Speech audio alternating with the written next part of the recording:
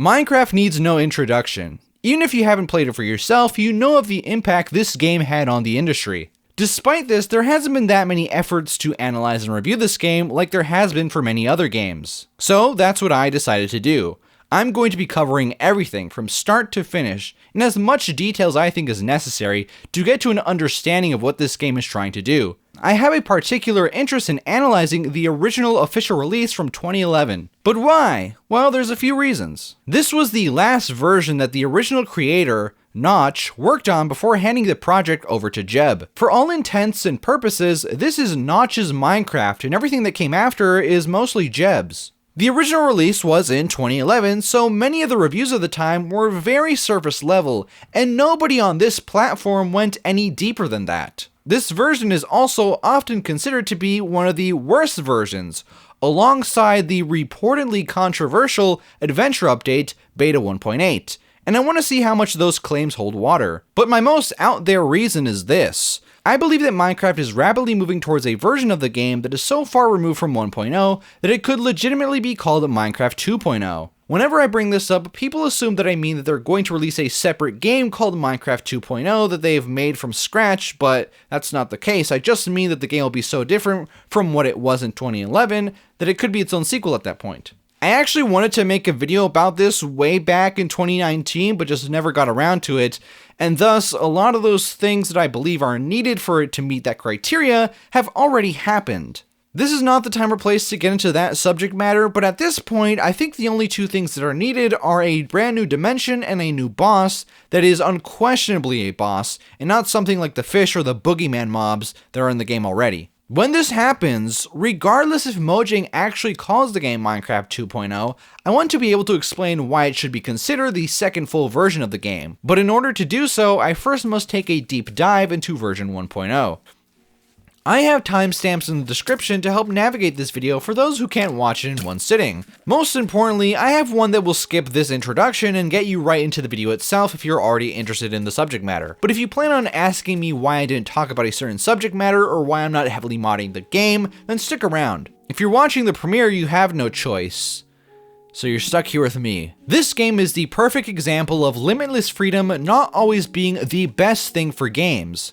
Like I mentioned in my original Zelda video, there is a tit for tat that happens when it comes to structure and openness. Minecraft very obviously being one of the most open games out there. There are things about this game that would have been better if they were structured in a more direct and intentional way, but that would have limited the player's freedom, and that is what the game prioritizes over everything else. In doing so, things can sometimes become too chaotic, or they can also become too easy, which is a shame because the easiest solution to problems in this game can often also be the less interesting one. There are no safeguards in this game to prevent these kind of things from happening. This is the constant that keeps popping up when you look deeper into the mechanics. Everything that works and doesn't work can be traced back to this core philosophy. Now let's talk about all the mods I'm going to be using. If you're new to this channel, you might have thought that I was being serious there. There's no point in using mods, and it would be absolutely ridiculous to do so when I'm trying to review what the original creator deemed to be the finished version. I nor anybody else can properly critique design decisions that were made if I go out of my way to alter them. That being said, there are some small mods out there that don't drastically change things, but the only one that I would deem suitable to use during a video like this would be Optifine, an optimization mod. The mod indeed makes the game run a lot better, bringing me from about 60 frames to around 100 when I wasn't recording. For some reason, having Optifine installed made my recording software very angry, and it would randomly drop the frame rate to below 30. I started this video before I had a proper gaming laptop, and thus I was using my budget one from 2020. The game would run absolutely fine normally. The real problem came in when I started to record.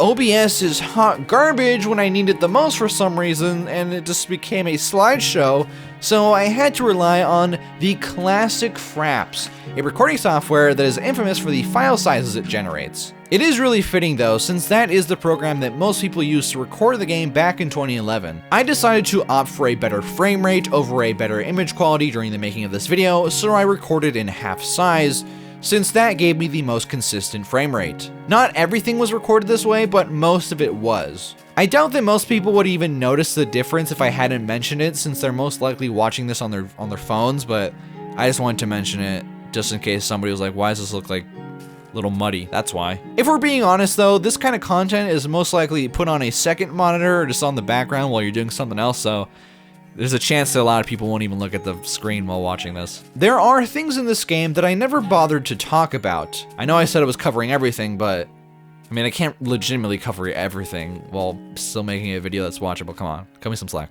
For example, past this introduction, I never mentioned the squid in the passive mob section. I never talk about the ink sacs nor how they spawn in bodies of water. This video is long enough, and small, mostly inconsequential things like that not being mentioned aren't going to drastically drop the quality of this video. I think that most people understand what a clock does, even though I never explained it. That being said though, things like compasses aren't intuitive since they don't work like the ones in the real world, so, you know, there's some stuff that I could have explained, but they're not that important. Regardless, I think that I did end up covering everything that was important to talk about in a video like this. Although this video is about 1.0, I do mention beta 1.7 a few times. If you know anything about old Minecraft, you know that a lot of people claim that that was the last version of the game that had the classic Minecraft feel to it. More damningly, some people will say that that was the last good version of the game. I will bring up that version of the game on a few occasions to talk about the changes that were made between release and 1.7, and how not everything that was changed was a bad decision. I'm playing on the hardest difficulty, although that doesn't really matter past a certain point, and I am playing on a specific seed, although that doesn't really matter either until later in the video. So now, let's forget everything we know about Minecraft and go back to 2011. Minecraft is a procedurally generated sandbox game, consisting of 1 cubic meter blocks, in which you can move almost any block to anywhere else in the game. I think we're so far removed from Minecraft being a new thing that explaining what it is mostly unnecessary. It's like saying that Mario is a platformer or that Pac-Man is an arcade game. We all know, even if you're somebody that never played the game, you know what it's about. Even when it was new to us, it didn't take much to understand. Just a few minutes of gameplay was enough to understand the core of the game. You can take essentially any block and do with it what you want. What enjoyment you get out of Minecraft is heavily dependent on how much effort you put into it. Since before this update there was no end goal to the game, there really was no wrong way to play. Unless of course that way ended up getting you killed. Even with the introduction of a goal, it's not like you have to strive towards it. Nothing is forcing you to. Doing so is mostly rewarding in the emotional sense and not in the literal sense. And there are plenty of other things to do outside that, some of which could help you reach that goal later down the line, but it also could simply be an artistic thing. Minecraft are two big parts of the game, but it honestly could have easily been called Buildcraft instead. The recent introduction of a creative mode is evidence towards this. That and the literal 1,000 build tutorials that are online. I'm not a builder, at least when it comes to making things that look nice.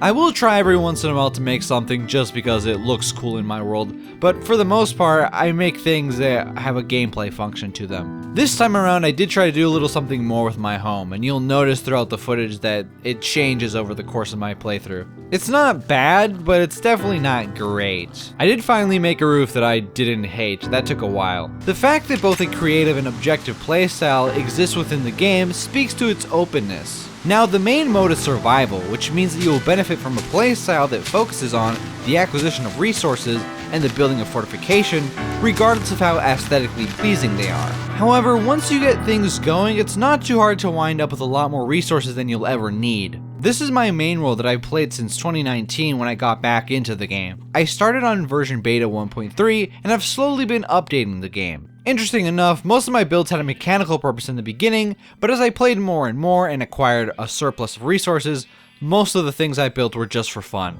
Like, yeah, this farm doesn't really feed anybody, now at least, but I just kind of like looking at it, it's cool.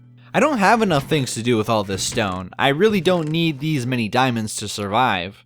I think the nature of the game is that the longer you play, the more inclined to the build just for fun style you become. So that's the build part, but what about the craft? If you open your inventory, you will see a 2x2 crafting layout. One of the first things that most people will craft is a crafting table. which gets you access to a 3x3 layout. Crafting is not just about having the resources required, but you also need to know the order that they go in. You can still make a lot of things in the default window, but tools, armor, and other endgame things are going to be made on the table. This is a game where you can move any block to anywhere else, but sometimes you can only do so with the right tools. Sometimes having the tools simply makes getting the block more efficient, and other times it's the only way to get the block without it disappearing into the ether. The game tells the player absolutely nothing about how to craft anything. Minecraft's community was very self-sufficient in this regard. Ladies and gentlemen, I introduce to you the Minecraft Wiki, the place where any question you had about the game could be answered and then some. You either learned how to craft things from here or by watching somebody else play the game.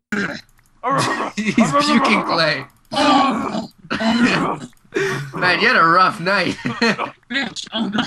Stop giving me the clay, I don't want it. Bitch, eat the clay. On my face! Fuck! Stop taking the clay! Ah! It's not Baka's puking clay on Link. On the one hand, I could complain that this is as archaic of design as old school NES games, not really telling the player anything, but on the other, you would have to be playing Minecraft in a vacuum to not know about the wiki or basic crafting recipes that most people do. And even if you didn't know about it, guess what? You're just gonna Google it. Cause you know, it's not 1991. You have the internet. One of the promotional videos played at Minecon 2011 mentioned the wiki. They were well aware that it was more or less an extension of the game itself. I'm just wondering how far off a proper tutorial / in-game encyclopedia is for new gamers. I don't think we have any plans to do anything like that. No. Yeah. Not even for the kids with autism? Especially not. No. Doing something like that means you have to keep it updated all the time. I mean, we could probably, if we did something like that, we'd probably make it like automatically get the stuff from the Wikipedia that, or the wiki that the players update. So would it have been better designed to include some sort of way to discover these recipes in game? Yes, but you would have to ignore the reality of how people played the game in order to think that it was a necessary feature. Besides, once you learn a recipe, it's kind of hard to forget it. That is until you stop playing the game and then come back to it about 5 years after the fact. At that point, it's all kind of leaves your mind. Like I said though, the main mode is survival. What are we surviving from though? In low enough light levels, monsters will spawn. If you let your hunger bar drop all the way, you will starve. And that's kind of it. You don't need to drink water, you don't need to worry about temperature, you don't need to breathe air unless you're underwater or suffocating in a block. You don't need to sleep regularly. It's just eat and don't get killed. That's about it. Simple stuff. It's a staple of the game to build a rudimentary home the first day so you don't get killed during the first night. I actually decided against doing this. I found the first night to be way more interesting if you lacked shelter. It's way too easy to avoid danger under normal circumstances. People might bring up sleeping in a bed to skip the night and how that breaks the difficulty of the first night. But let's be honest, you can just dig a hole, jump in, and avoid everything just as easily, if not even easier. The game can't stop you from doing so because that would go against the core philosophy of letting the player do whatever they want to in this sandbox. Now, if you just sit in a hole the whole night, all you're doing is waiting and you're not progressing at all. That could be punishment enough for approaching the problem in that way, but that still leaves us with the bed option. I'm actually going to hold off on talking about that for now. In the past, the game has been a lot more interesting for me when out in the open at night. You might have a few torches down, but definitely not enough to stop all mobs from spawning around you. You gotta be alert, you have to be aware of your surroundings. This time I played, I actually got lucky and didn't run into any mobs. Which, I mean, is kind of lucky, but not really for my argument for this part of the video, yeah. But, you know, I'm not faking it, I'm being honest. I didn't run into any mobs. I think that's because of the terrain I chose to camp around. It's a natural barrier of sorts, where in the past I've been mostly in open fields. This is where I make my first controversial statement about the game, unless the not building a house thing is the first thing. This will be my second. This has to do with the brightness slider. I find the game is best played on the lowest setting.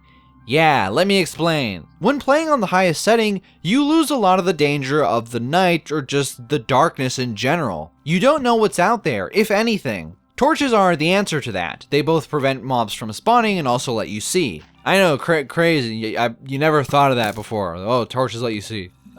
Epic analysis right here, film. The thing with playing on the highest setting is that the torches just become a tool for preventing spawning. You don't need to see them in the dark at all. It's you can see everything. You can see in the dark on the highest setting. It absolutely removes any challenge in that regard. Not only that, but also the moody setting, which is the lowest, it isn't even that dark. You can still see mostly fine. To the point where a few times I actually doubted myself and I wasn't sure if I actually was playing on the lowest setting. There were a few points in the game where I really just wanted to see everything around me, and I did boost the brightness then, but those were usually towards the end of the game where I'm mostly out of danger anyways. But yeah, play on moody, give it a try, it's nice, it makes the game better. Even though I didn't run into any trouble the first night, it was still nerve-wracking just sitting there in silence, waiting for something to approach me out of nowhere. I was half expecting to hear the sizzle of a creeper out of nowhere. Speaking of which, the creeper is one of the most iconic parts of Minecraft, if not the most iconic. They have garnered quite the reputation over the years for ruining everybody's build at least at one point while playing. Even when playing single player, you can still get griefed in this game. Do people still say griefed? Is that still a thing? Does anybody even know if I say that, will people understand what that means? The game design of this mob is unintentionally genius. Think about it. This is one of the few things in game other than the player that can affect the world around it. The player is a creator while the creeper is a destroyer, the perfect antagonist. Other than the fact that they explode, their silent movement is what makes them so dangerous. You should go out of your way to kill them though, because that's how you're going to get gunpowder, which you need to make TNT, which is useful for clearing out areas rather quickly at the cost of most of the blocks getting destroyed. Also, TNT is just fun, so yeah. You want to have fun, right? You're playing a game, you want to have fun.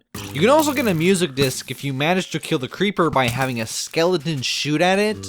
Way easier said than done, though. I don't think I'm going to be able to get footage of this, but if a creeper is struck by lightning, it becomes supercharged, which makes it do a lot more damage, and the explosion is bigger.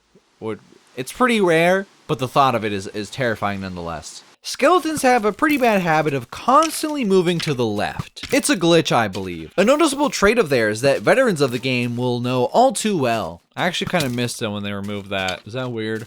They were kind of quirky, you know? Skeletons are pretty nasty. Their rate of fire isn't too high, but they hurt a lot when you don't have armor on. I mean, look at this.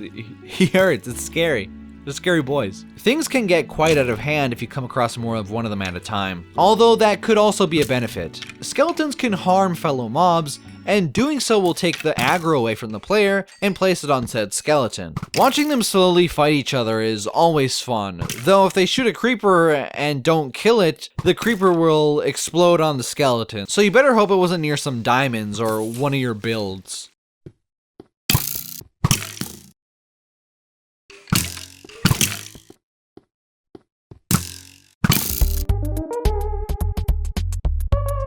Since the skeleton is an undead mob, this means it will start to burn in direct sunlight, which just means during the day as long as there are no blocks above its head, or if it's in a body of water.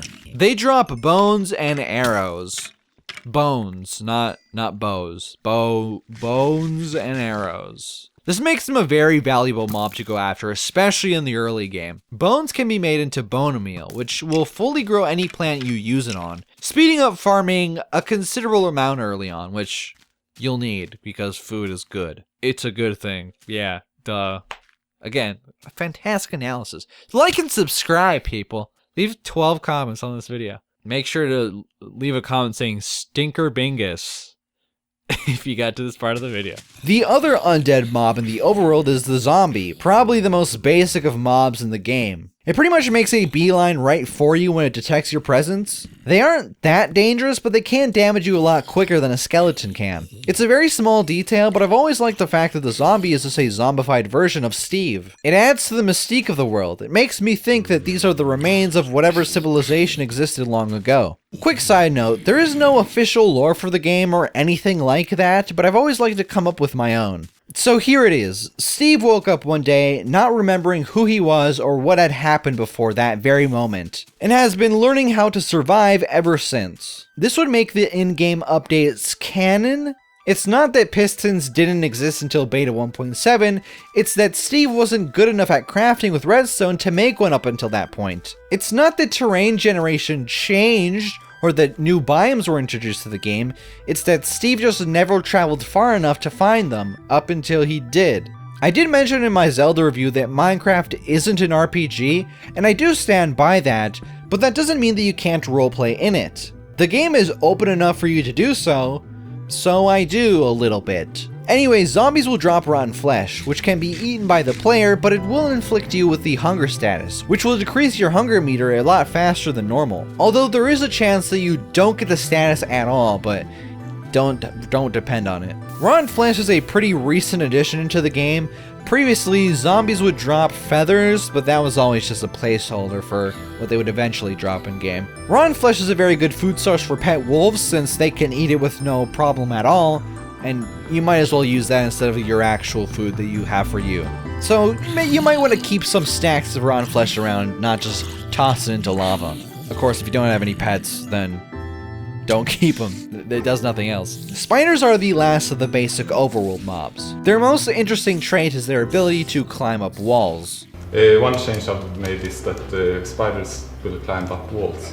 You use a ladder thing? Yeah. Okay. They are always on ladders. Okay. They're seemingly more aggressive than zombies and skeletons are, running and jumping at you. Interesting quirk they have, if you run into one during the day, they won't be hostile unless you attack them at that point. Now, if they're attacking you and it turns to day, they're not just gonna stop, but if they haven't despawned and you run into it, it will be just kinda chilling there.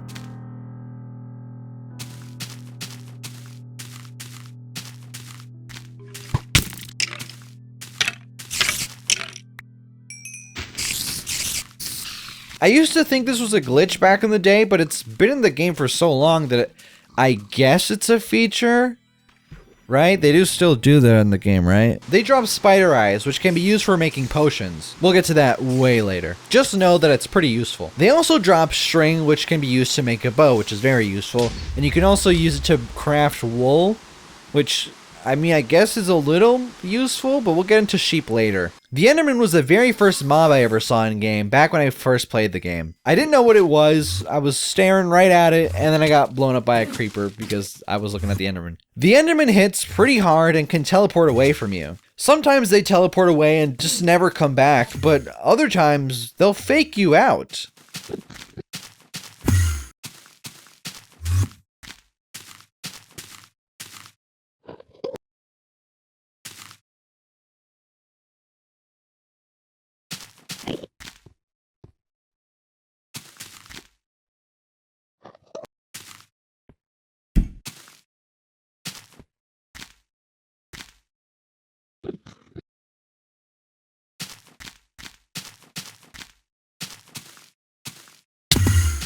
They are allergic to water and are only hostile if you attack them first or if you look in their general direction, which, funny enough, isn't the eyes, it's the crotch. They drop ender pearls, which are so good you have no idea. You can throw them out and wherever it lands you will teleport there. You take a little damage in doing so, which made child me not want to use them because it was gonna affect the durability of my armor and hurt me. Boo-hoo. And then I became a man and realized that the damage was negligible. Put on some diamond armor, you pussy. Sorry, kids. This is the only movement upgrade you get in-game, and it felt so bad not having it after using it so much in my main world. You can make an Enderman farm to get a bunch of these things, but that's till the end game, and I didn't even bother for this review. Very sad. You should make an Enderman farm, though, for your world. They're great. Passive mobs are just as important to the game design. It's not like they're the other side of the coin to the hostile ones, but they're pretty important. The pig is the OG food source in game, dropping between 2 and 0 pieces of raw pork chop. I don't like it when it's 0. You can eat raw meat to fill up your hunger bar, but you'll always get more if you cook it first. Cows are the best food source in game since they give you the most saturation. Saturation, more or less, is how long the bar will actually stay filled. When doing stuff like running, attacking, or taking damage, your meter will start to drain. If you only eat something like watermelon, you're gonna be eating it a lot more frequently than you would if you were eating steak. And that's even when doing the exact same actions. You also get leather from cows, which is used to make leather armor, something that's really not worth doing since iron isn't that hard to come by. As a matter of fact, it might even be easier than finding enough leather to make a full set. You can also use a bucket on them to get a bucket of milk, which can be used to make cake, and can be used to get rid of any effect status you may have. Nice little reference to the whole milk will neutralize the effects of things that you might have consumed.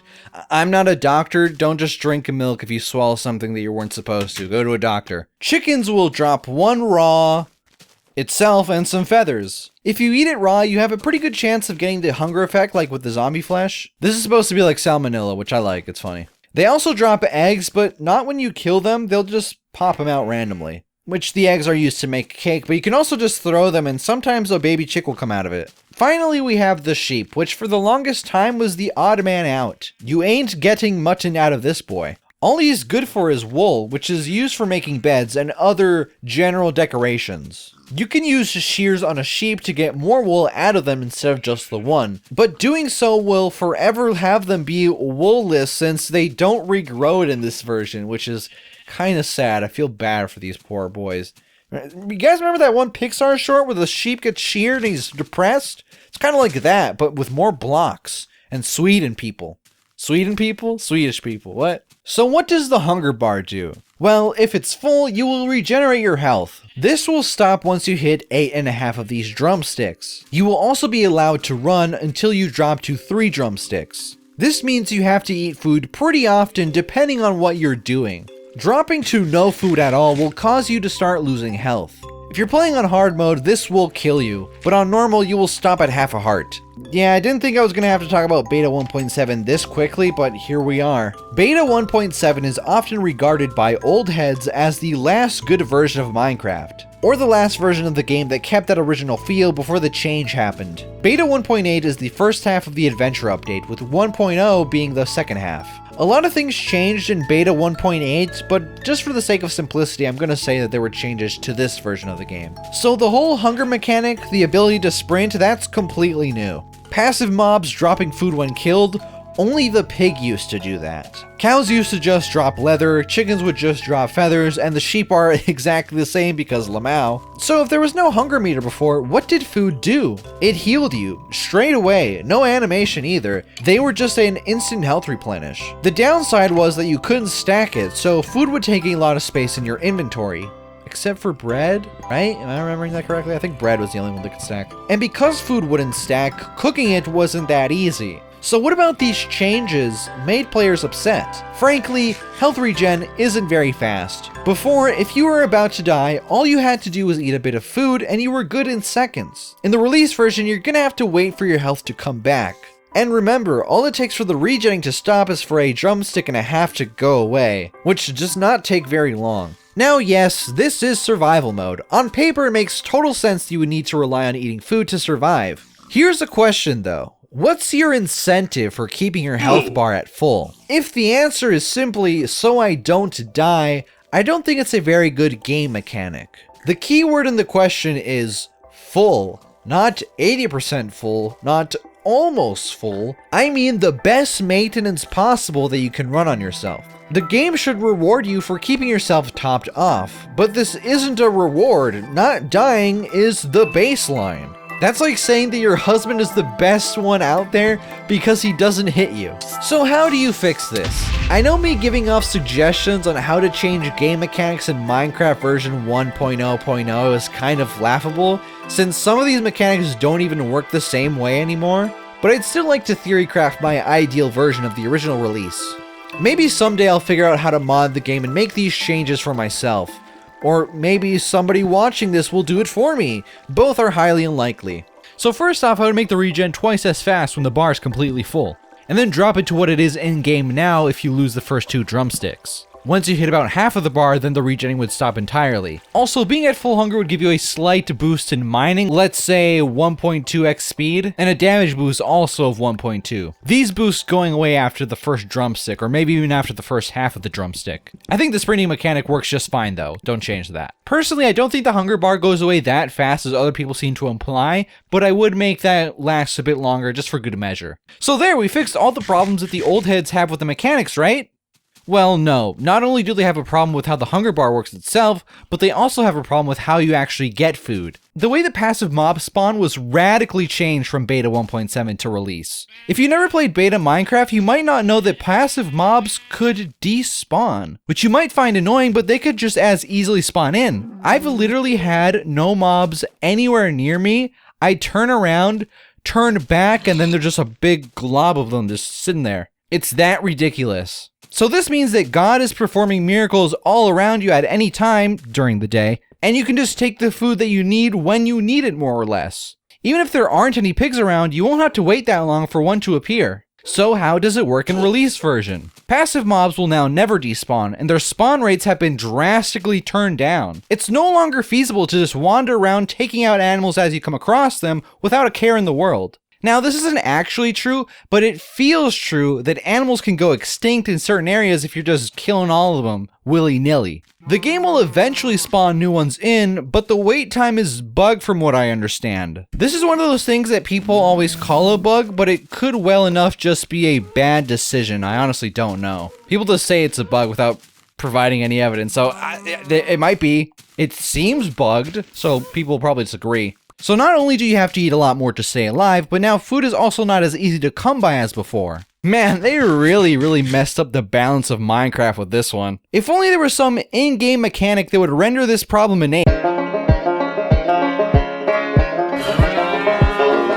Farming existed in beta 1.7, but it was only used for crafting bread. Yes, crafting bread instead of baking it, lol. Bread was an okay food source, but ultimately not as easy to come by as a pork chop was, because again, these fools would just randomly show up outside your house ready to be eaten. If you think I'm implying you should run an all-bread diet in 1.0, let's run it back a second. Farming was only used for getting bread. And to make the bread, you first needed to grow the wheat. Wheat was given a brand new purpose for this version though, and that's the breeding mechanic. Since animals no longer despawn, it makes sense to want to keep them in a secure location for you to make more of them. I'm not going to say it. All it takes is 2 pieces of wheat, 2 of the same animal, and boom, you got a little baby version of that animal. Wait for a while for it to grow up and then rinse and repeat. It's honestly so hard to not have a reliable food source in-game that it's laughable. Let's all laugh at the old heads for being bad at the game. If you're like, but film, it's not that easy.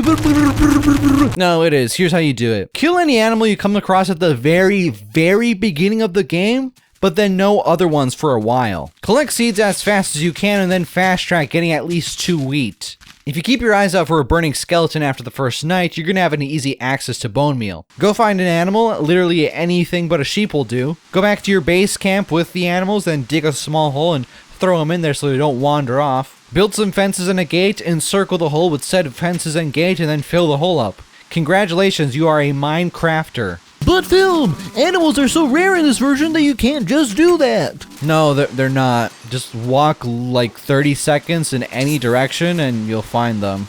I think what happened was that everybody was used to animals being around all the time, that when there was a lot less of them, it just seemed like there was none of them around, but that's just not the case. Also, the fact that people weren't used to not just killing every single one of them as they came across them probably felt jarring. But yes, you have to think about it. You have to think about this one survival element in a survival game. Yes, crazy. I understand that it used to be as easy as just going outside and hitting the pig with a stick, and that now you have to plan a little bit, but that doesn't make the game worse. I was expecting this to be a lot harder than it actually was based on all the things I've heard other people said, mostly Antvenom. Hence my disregard for the old heads' feelings. You're just bad at the game. These are the same people that complain about the game being too easy, also complaining about the game being too hard in this one regard that isn't even hard at all. Lamau XD. Say Lamau XD while reading the script. Say LMAO. Say LMAO XD. Also, they just exaggerate how much food you really need to eat. I almost never had more than 10 pieces of food in my inventory at a time, and I almost never ran out while mining or exploring or whatnot.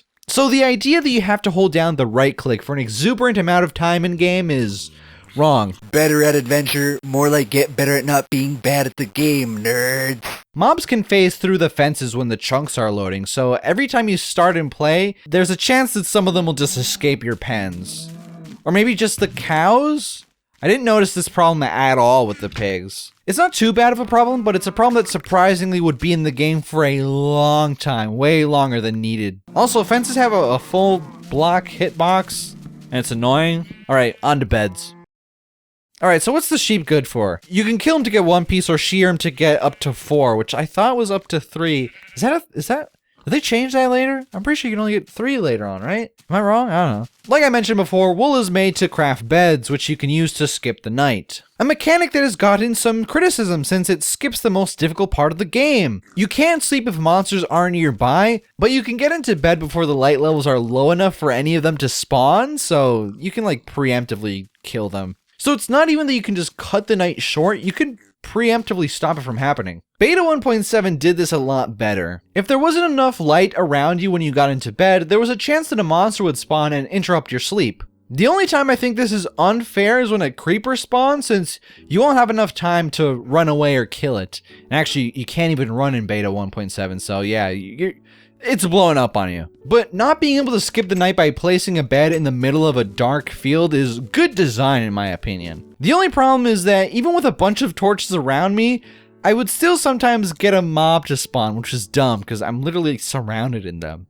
I don't have footage of this because it was pretty rare, but the fact that it happened is crazy. So my fix would be have the mobs spawn if the light level is low enough, but not creepers, and also tweak it so it's not like I'm literally surrounded by torches and it still happens. That's not good. But, you know, make it better. That would be my fix. But is skipping the night really that big of a deal? It doesn't take much to avoid monsters anyways. A 2 tall block wall will stop most of them, and a roof will stop the one that can crawl up walls. It's not that much different. Waiting isn't hard. If I decide to do a no bed run, I would just be waiting at my house for morning to arrive, or I would go out caving, which is actually what I do in beta version already. I'll get into caving in a bit, but that's where most of the danger while playing this game comes from actually. It's dark no matter what time of the day it is. Hell, it's even more dangerous during the day because the only place mobs can spawn is underground at that point. Even if you bring torches, there's always going to be a place that you haven't been yet, and you'll get some mobs there for sure. There seems to be this glorification of the night, specifically the first night, that has been almost canonized by old Minecraft players. This goes back even further than beta,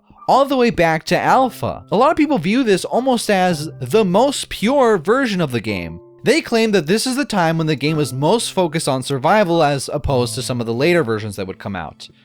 I disagree. I think this feeling comes mostly from back when the game was brand new and people didn't know what they were doing. Once again, I'll bring up the fact that Minecraft lets you do almost whatever you want to within the sandbox.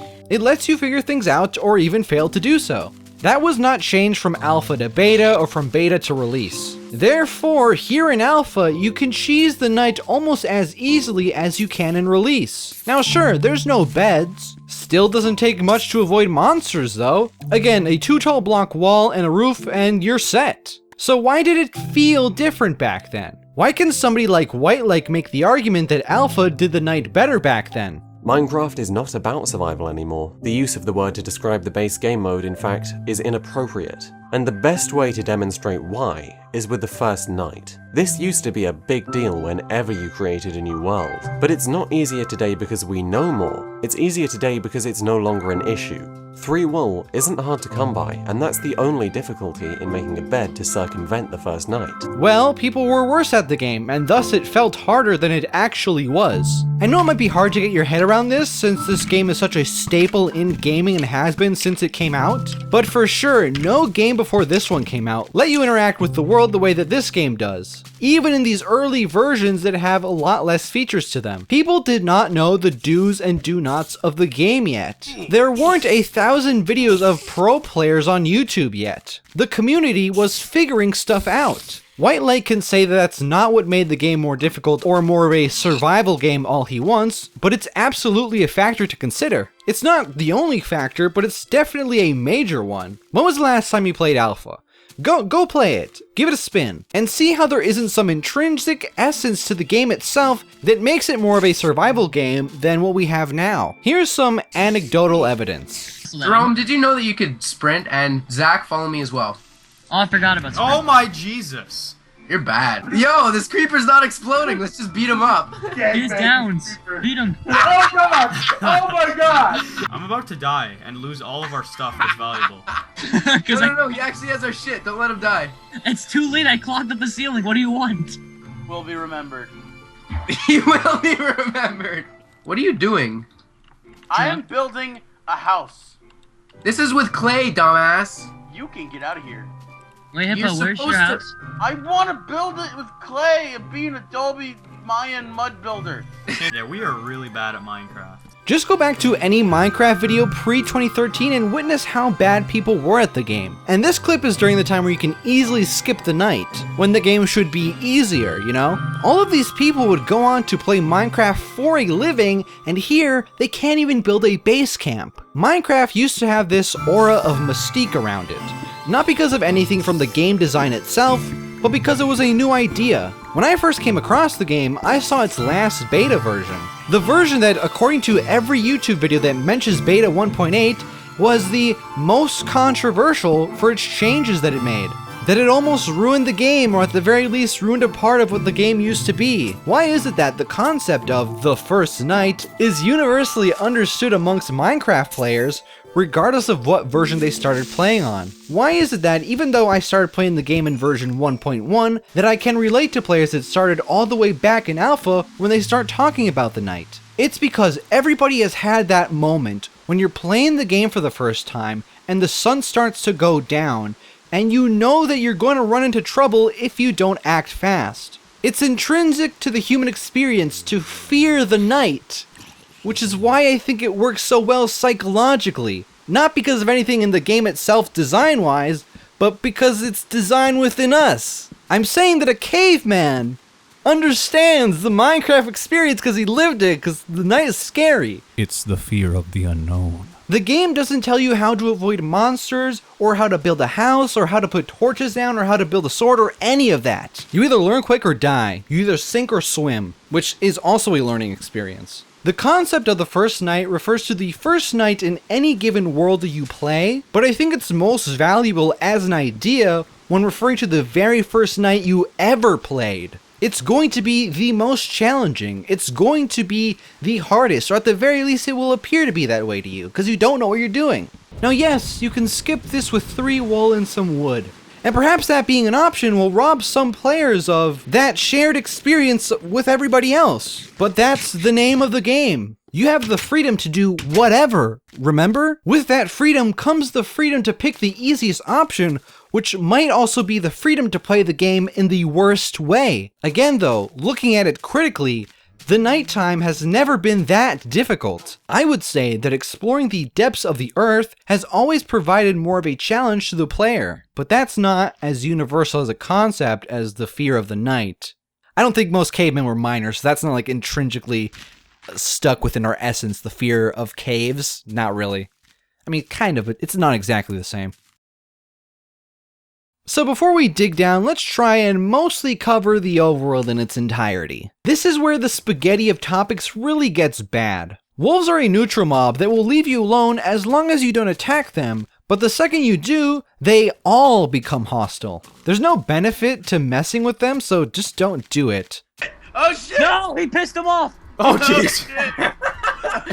Poor Zach. Out of the way!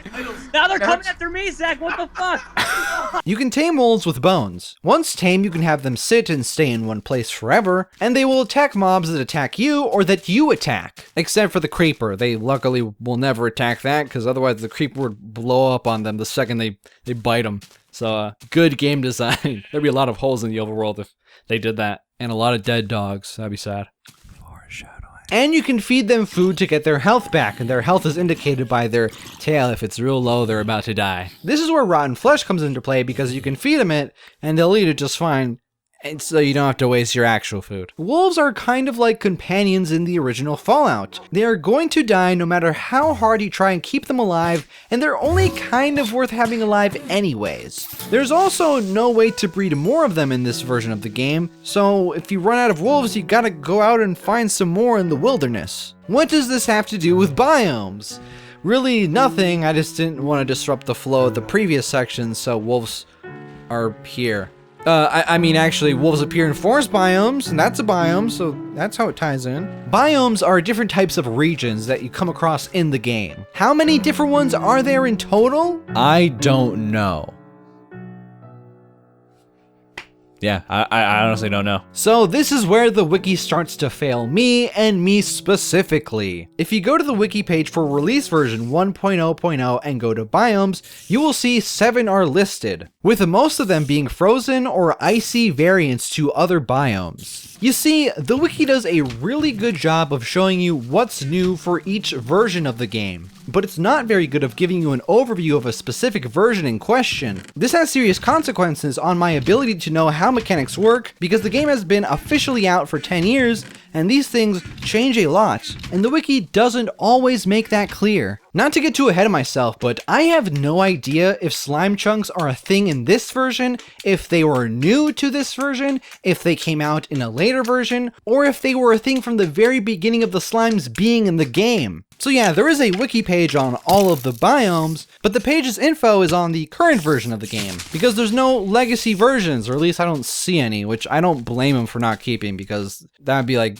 a lot of info to keep that nobody would really care about but me. It's a real shame though that they don't mention when specific biomes were introduced in this game, in this listing. But again, most people are just there for the current information and aren't looking for anything else, so it's just a me problem. So instead of stressing about it, I'm just gonna try and do my best here. If I'm wrong, leave it in the comments down below. Meme, if you're watching the premiere and I mess up, leave it in the live chat. It'd be funny. But then also leave it in the comments down below. Don't forget to comment the word pineapple if you got to this part of the video. Pineapple if you got to this part of the video down below, not in the live chat, down below. So first we have these woods-like areas. Pretty common, filled with oak and birch trees. Not a bad place to make a home. There are different types of forests in the game, like this one next to my house, with these taller trees, which I don't know their names because their saplings are just called saplings, along with every other type of sapling in this game at this point. Sticking to the green theme though, we have these open fields or meadows that are mostly flat and would have a lot of nothing but grass and flowers.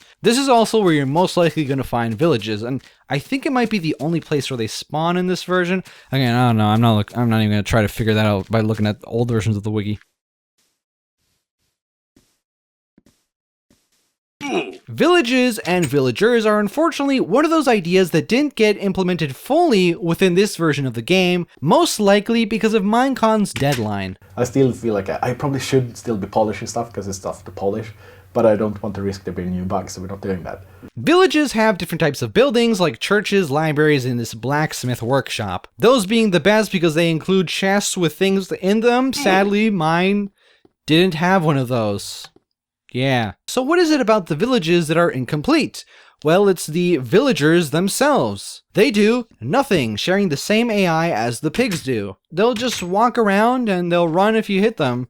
That's it. I don't even think they can open up doors in this version. It is interesting to see civilization in the game that isn't made by the player, and they are rare enough not to overshadow the player's ambitions in any way, but I still wish they had a mechanical function in this version, because again, they're just pigs that don't even give you food. Though I can't say I miss the constant noises they make in later versions. Here they're completely silent, and silence is golden. You know what else is barren and dead inside? The desert biome. We got no trees, the occasional body of water, and a lot of sand, obviously. Which is actually very useful since you use sand to make glass, which you need in order to make bottles, which you need in order to make potions. There's also window panes, which look better than just glass blocks, in my opinion. If you dig deep enough in these biomes, you'll find sandstone, a softer stone which is just for decoration. There's no crafting recipe involving this, I'm pretty sure. Sand are one of 2 blocks in the game that are actually affected by gravity, the other one being gravel. Sometimes the world generation will mess up and they'll generate sand in the air, but as soon as you break any of the blocks around it or place a block around it,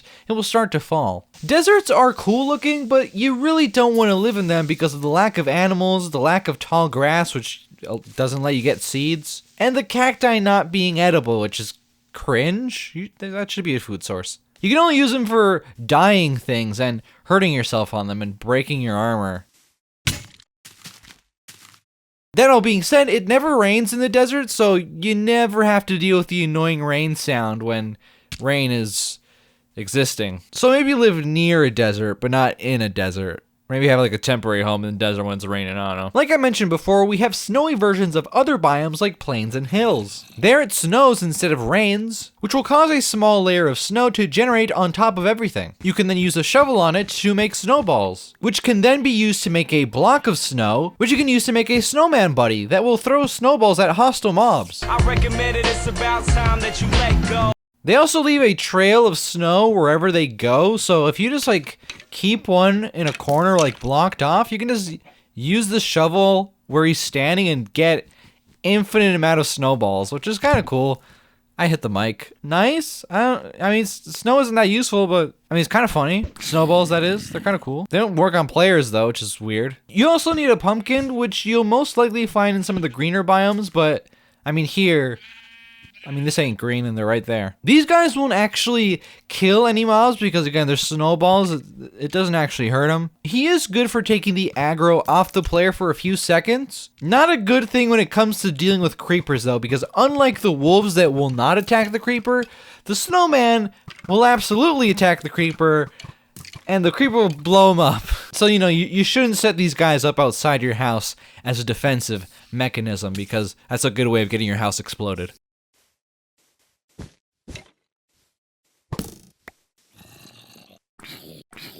These types of biomes are more of my style than the desert are, which is funny considering the username. It is harder to live there though because the crops aren't as easy to maintain because water there is constantly freezing over unless you have a torch nearby it. Aesthetically speaking though, I love it. Swamps are kind of interesting, having a lot of water in them that are sometimes only 1 block deep, trees with vines on them, and lily pads in the water. Although I do feel like these things are around a bit too often. Moving around them isn't very fun. It makes sense because it's a swamp and you're slowed down by the water and all that stuff, but it's just not very fun. Jumping on the lily pads can be fun, but there usually aren't enough of them to just avoid the water completely, unless you bring your own, but good luck with that. In theory, you could use a boat to avoid getting bogged down, but if you know anything about early Minecraft, it's most likely that boats didn't work for years. It was basically a running gag that these things were so freaking fragile that they just were not worth making. And the steering wasn't too good on them either. I'm pretty sure you can break these things on a lily pad if you're going fast enough too. This is the place to get vines though, which you might want for some builds or,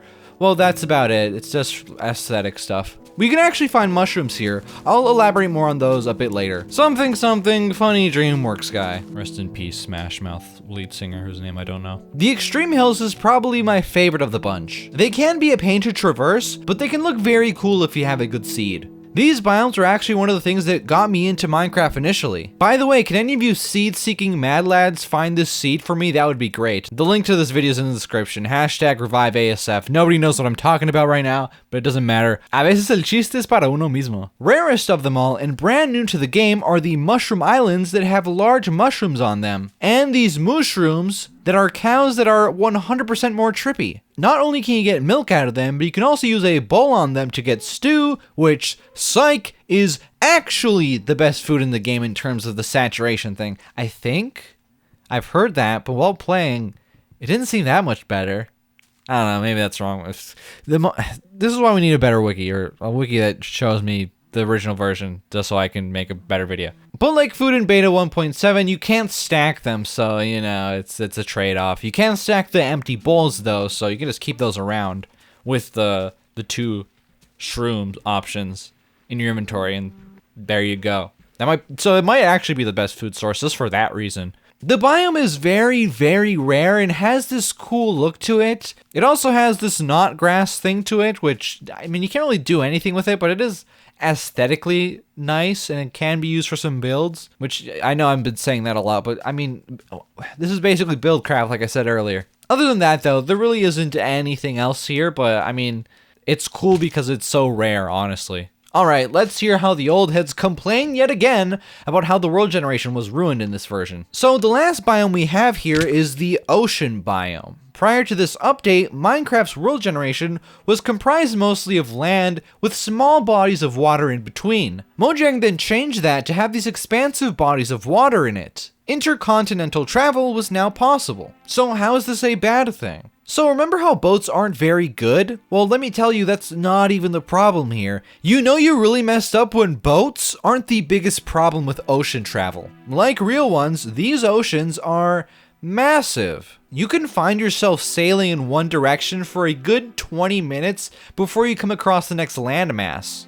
And you better hope it's not some small island either. There's also just nothing to do in these biomes other than move past them. There's no unique enemy to fight in the water, there's no special resource that you can only collect on the bottom of the ocean floor. It's just holding W until you run out of water. Now sometimes there are openings in the ocean floor that will lead to caves, abandoned mine shafts, and even ravines. But that's not enough to make up for all this massive nothing that's going on here. I've heard that their massive size was actually a mistaken coding and that they didn't intend them to be this large. Which again is one of those things where I don't know if it's an actual glitch or some people just call it a glitch because people just call everything a glitch, even though it doesn't apply. If you run into a body of water and you have to cross it, you better start praying for one of those very small oceans out there. Now, that's not the only complaint coming from old heads. World generation didn't just get new biomes, but it also changed how the world generates in its entirety. Prior to this, you can find plenty of examples of world seeds that look crazy,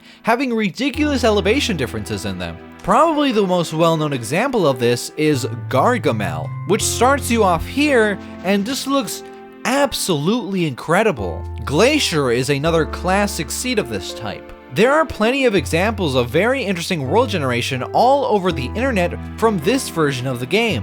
So, what was changed? The world got a lot flatter, which makes things more uniform, even a bit more sensible, but it did lose some of that unique look that it used to have. I do think that old heads do tend to exaggerate how much elevation difference there was in beta Minecraft as a whole. Sure, these seeds that I brought up are perfect examples of how it could look, but if you were to start a new world right now, chances are you're gonna get something that looks pretty standard like this. This is what I got. It's not bad, but it ain't Gargamel levels of craziness. There are over 18 quintillion possible seeds in the game. It's not like all of those in beta 1.7 were just good, and all of those in release were just worse. There are plenty of examples of release seeds with interesting environments. Again, this is what got me interested in the game in the first place. Please find the seed for me, for the love of God. Now, that doesn't really matter if you don't know about them though, right? Like I said, you can find plenty of normal looking seeds in beta 1.7, but the fact that people know about the cooler ones gives off the impression that that's the norm. So it's not surprising that things would look less impressive by comparison. You could compare specific seeds like Gargamel and Glacier to how they used to look, and then bring up how they look in 1.0 and declare that world generation as a whole is just worse, but that's very dishonest. Just because the seeds that used to be good are now lame or not as interesting, doesn't mean that the whole thing is like that. Now that all being said, I do think the coolest seeds in beta 1.7 are better than the coolest seeds in 1.0. I don't remember what seed it was or even what version I was playing specifically, but once I had world generation that had these pretty big floating islands with waterfalls on the sides that myself and a person I was playing with called Pandora because they look like Pandora from Avatar with the floating islands with the waterfalls on the side. I wish I had that seed, dude. It was pretty cool from what I remember at least. So here's where I bring up that I'm actually playing on the Gargamel seed. And although it's not breathtaking like the original, and my disappointment at first was immeasurable, and my day was ruined, I do think it's a decent seed overall. That does stem mostly from what's beneath the surface though. Exploration is often cited as a big part of the game, but I don't think many people actually do it. It is fun, but only for a while. After it, you have to go back home and keep on working on whatever you were working on beforehand. Cause it's not like you're gonna go out and move your house to a new location that you explored, because moving all those items is just a pain. There's no easy way to do it in this version, or in any other version really, it's still a hassle. So it's just one of those temporary things you do just to like sightsee, really. I thought I would have a lot more to say about this, but honestly I just think it's an overstated part of the game. At least overworld exploration is, because again, what's underneath the surface is way more interesting to me. Minecraft is rocking a decent progression system that I don't think gets mentioned enough by people that talk about the game. It starts off pretty strong with you punching trees to get wood, which can be used both for unlocking more crafting options or for the crafting itself. Wooden tools are a joke since the only one that you need is the pickaxe, and even then you only need to use it 3 times to officially be in the Stone Age. From there, getting iron, coal, and even more cobblestone is essential, and is going to be mostly what you're collecting for a very long time. They all tie in together really nicely.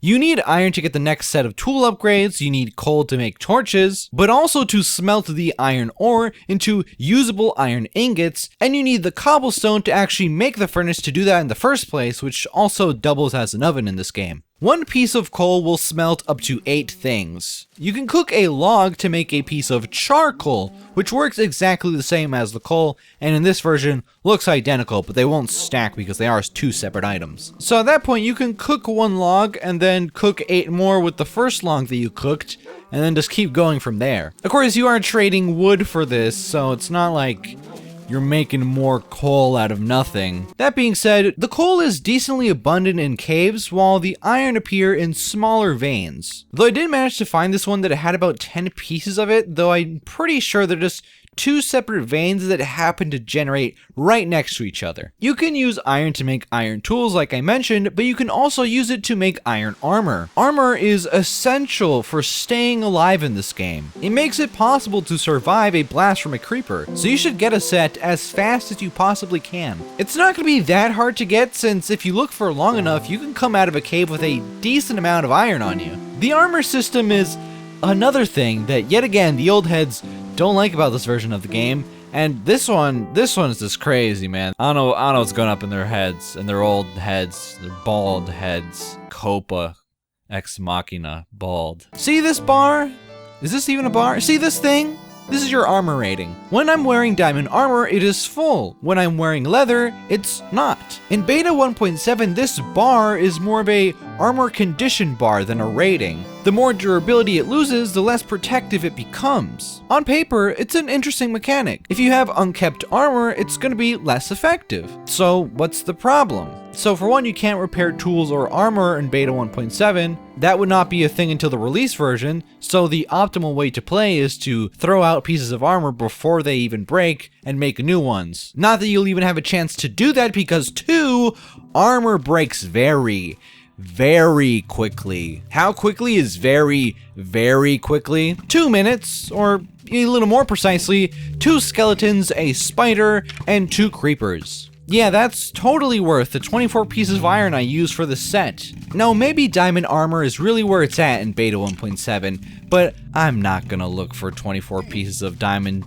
to see if it's worth or not. No, I don't really care that you get full armor rating with a brand new set of any kind. It just breaks way too quickly for me to even bother with it. The system works just way better in 1.0. It might work even a little too good. Iron armor it's not OP, but you definitely feel a lot more powerful once you get it, and again, it's not that hard to find. Iron and coal can actually be found pretty close to the surface, but you will eventually need to travel deeper to continue down the path of progression. Some of you might think that I'm going to start to say that caving is a pretty boring part of the game, and that it stayed that way until the pretty recent cave update. Well, no, caving is actually pretty fun, and has enough content to it so as to not get boring. The cave update was a necessary thing because things remained stagnant for such a long time. That doesn't mean that on its own, when viewed in a vacuum, it was poorly designed from the beginning and required drastic changes to be made, but rather that it was simply time for something new in the latest version of Minecraft. But again, we're reviewing 1.0, so none of that really matters to us. Caves in this version, though, are nothing to scoff at. Many times I found a tunnel that led into another tunnel that led into a ravine that was connected to an abandoned mine shaft that was connected to even more tunnels. Exploring these things is a blast. Trying not to get lost while picking up as many resources as possible, while also keeping inventory on your supplies like food and torches, is a lot of fun. All the while, mobs are crawling out of corners that you didn't even know were there. It's freaking great.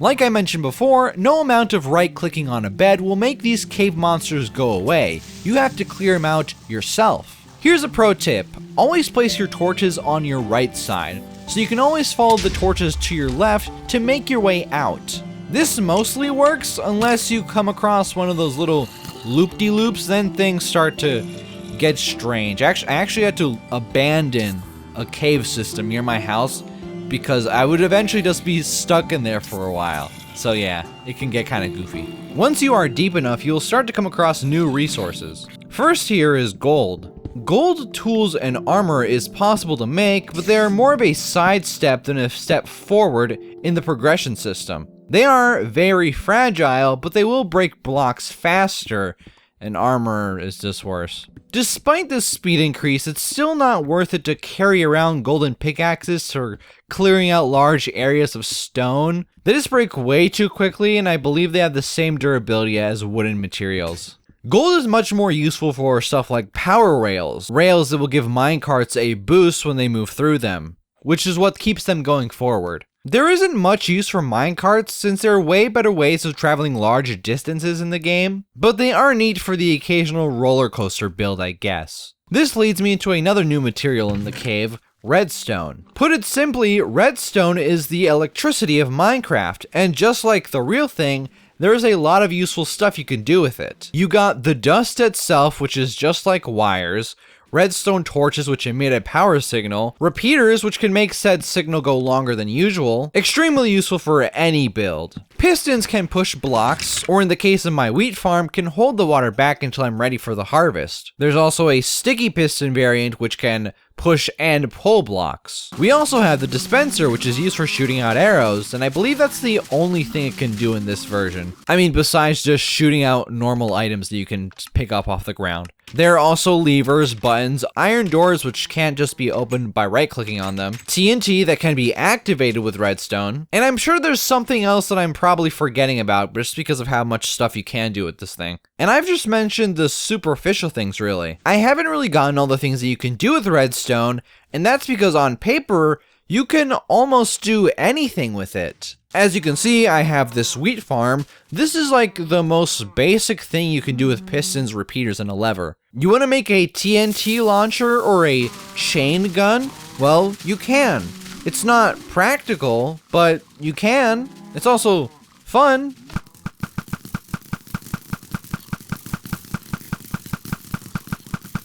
Alright, this is the last time I'm going to warn you. I didn't think of a roleplay thing to say. Okay, let's just blow these guys up.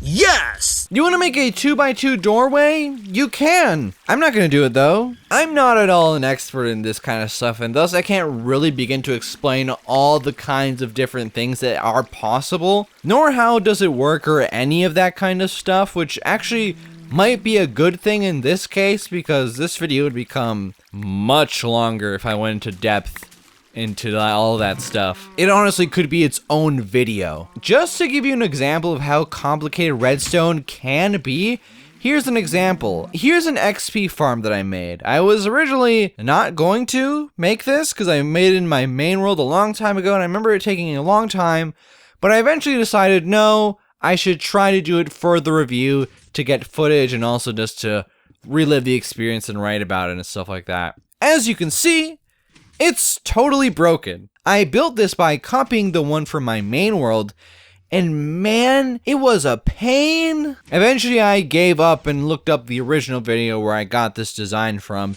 Thank you, Etho. Turns out I was missing one single torch. One torch. That's it. Redstone is incredibly versatile. It's probably the best example of how open Minecraft is as a game. But only if you know what you're doing with it, or if you just look up a tutorial on how to build a thing and follow it correctly, which is something that a lot of people struggle with for some reason. It is also very easy to mess up though, like I demonstrated. You should definitely not overlook this stuff though. You don't have to engage with the more complex stuff if you don't want to, and honestly the example I gave only seemed complex because I know very little about redstone. For an expert, I'm sure this stuff seems pretty basic actually. Lapis lazuli, also known as blue shit, is basically just dye. You can use it to make blocks of this stuff, which does look pretty cool, but it has no mechanical function. The other blue stuff you can find in caves are much more interesting and much more useful. diamonds. I don't care who you are, I don't care how many times you play this game, every time you see those light blue rectangles embedded in stone, you'll get a little hit of dopamine. The reason that I said that the creeper was one of the most iconic things in the game, and not just straight up the most iconic thing, is because of diamonds. Even if you haven't played much of the game, or even if you haven't played the game at all, you know that diamonds are a thing you want to look out for in this game. They're used to craft the best tools in the game, both in terms of damage and durability. You might think that the iron pick has a decent lifespan to it, but then you get to diamond, it just makes iron feel like a wet paper. Not only can you make the best tools from it, but you can also make a jukebox with it, which is weird.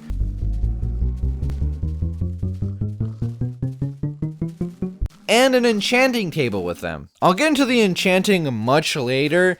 Don't worry, we'll get into enchanting, don't worry about it. Like real world diamonds, they aren't exactly as rare as you might think, but they are rare enough to always be worth going out of your way for them. The diamond pickaxe isn't just desirable for its great durability, but also because it's the only way to break obsidian in a reasonable amount of time, and in a way that actually gives you the obsidian. While yes, the diamond is the end of the tool progression tree, it's not the end of the game progression tree. We'll get into that later. Sticking to the underground, we have to talk about the structures that can generate here. So first we have these boxes that are called dungeons, which aren't. It's a small space with a mob spawner in the middle and some chests. Now, that's not really a big deal since the caves themselves serve as a dungeon of sorts, but I'm sure there are people that would have preferred a more traditional dungeon system being in the game, instead of this. But anyways, these things have a mob spawner in the middle. A spawner will spawn whatever mobs in the cage,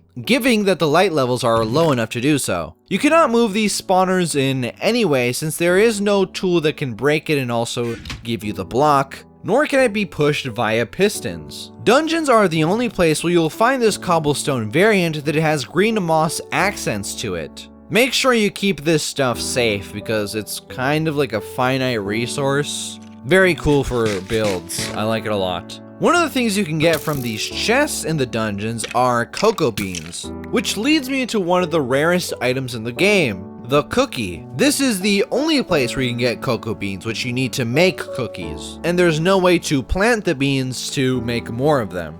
So this very useless food item is extremely rare for some reason. So what else can you get from chests? I'm not exactly sure since the whole wiki thing and how that works, like I mentioned before. And I honestly just don't feel like going through 100 chests and making a whole list. A loot table. I'm not gonna do that. So just know that you can get a bunch of stuff. It's not that rare. You can get like buckets, you can get like wheat. You also might be able to get golden apples here. I don't think so, but that might be a thing. I don't know why I wrote that in the script. I'm pretty sure you can't. I'm pretty sure it's just in the end stronghold, but I'm not sure. I don't know. I'm gonna say don't bother looking for golden apples in dungeon chests. I don't know, I feel like Antvenom had a series back in the day where he was doing that, and it was like before this version of the game. So, like many children of the time, back in the day, I used to break these spawners when I would see them, because I didn't want to deal with the monsters spawning all around me. Here's a tip. Don't do that. Like, ever. You see, having the ability to make a specific mob spawn in a controlled area is very, very useful, both for XP and also the resources that they drop. I didn't have any chickens at this point, so the skeleton spawner was my main way of getting arrows. So how do you do this? Well, you use redstone and water, of course. Make a room that they will spawn in and get pushed by the water to a specific area, where you will then use pistons to almost crush them to death, to the point where they just take one hit to kill. Yeah, this redstone timer thing is very cool. I absolutely did not figure this out on my own. Something T-flop, T-flip-flop. I don't even know if that's a thing at this point in the game. I think it is, I don't know. Redstoners are weird, they're kind of funky though. Kind of funky Kong dough. You know, grease monkeys? Well, this redstone monkeys. So here's the problem. You can't just use normal pistons for this. You have to use the special sticky ones that I was talking about earlier. This way, the block will be pushed into the skeleton's head for the right amount of time, and they will be pulled away from them. I could just use it to kill them, but I wouldn't get XP that way. Also, I'd have to like manually reset it every time I want to do it. I am gonna need a lot of XP though, so yeah. How do you make sticky pistons? Introducing the first hostile mob that only appears below level 40, the slime. The slime can spawn regardless of light level and only in specific unmarked chunks.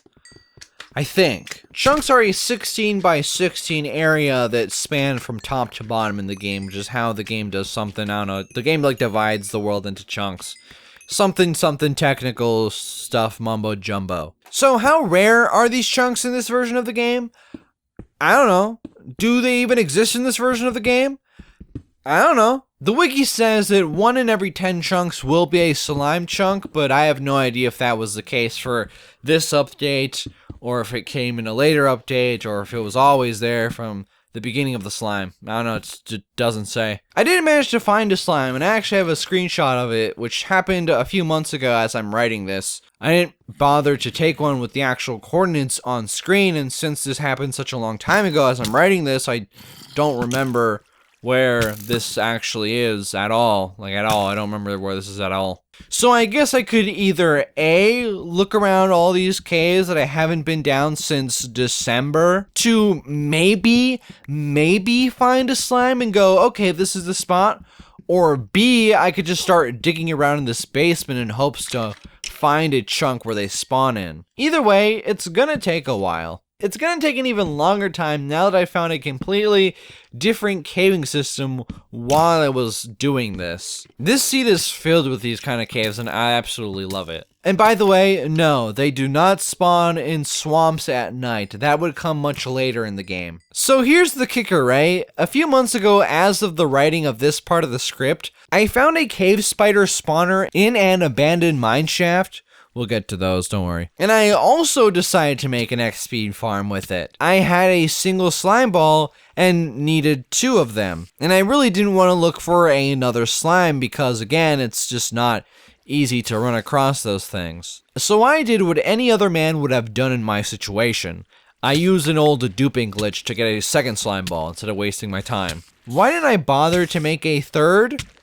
I don't know, but I really wish I did. So here's how I remember it. Throw the thing you want to dupe on the ground and then exit the world by hitting save. You then jump back in, pick it up off the ground, open up your inventory, and quickly close the game. Now this glitch is kind of inconsistent because I found that it works a lot better in this version of the game if you hit pause instead of opening up your inventory and just closing out the game very, very quickly. Also, if you pick up the item too quickly, once you reload the world, it just won't work. So you have to be standing away from the item a bit so you don't accidentally pick it up while you load in the world. The moral of the story is that the slime is one of the most important and uncommon mobs, so keep track of where you actually find them. Abandoned mineshafts are brand spanking new to the game, adding a lot of mystique to the world generation, while also adding chests that contain goodies in them similar to the ones that we'd find in the dungeons. I believe this is the one place in the game where you can get melon seeds, since they don't grow in the wild like they would later do. Melons aren't the best food source. As a matter of fact, they might actually be the worst one, but they absolutely come in handy when brewing potions. Abandoned mineshafts are also broken in this version of the game, just like the oceans are. They span way longer than they are meant to, clearly indicated by the fact that they will stack on top of each other and generate out into a ravine where there's no ground for anything to actually stand on. I've heard people complain about this,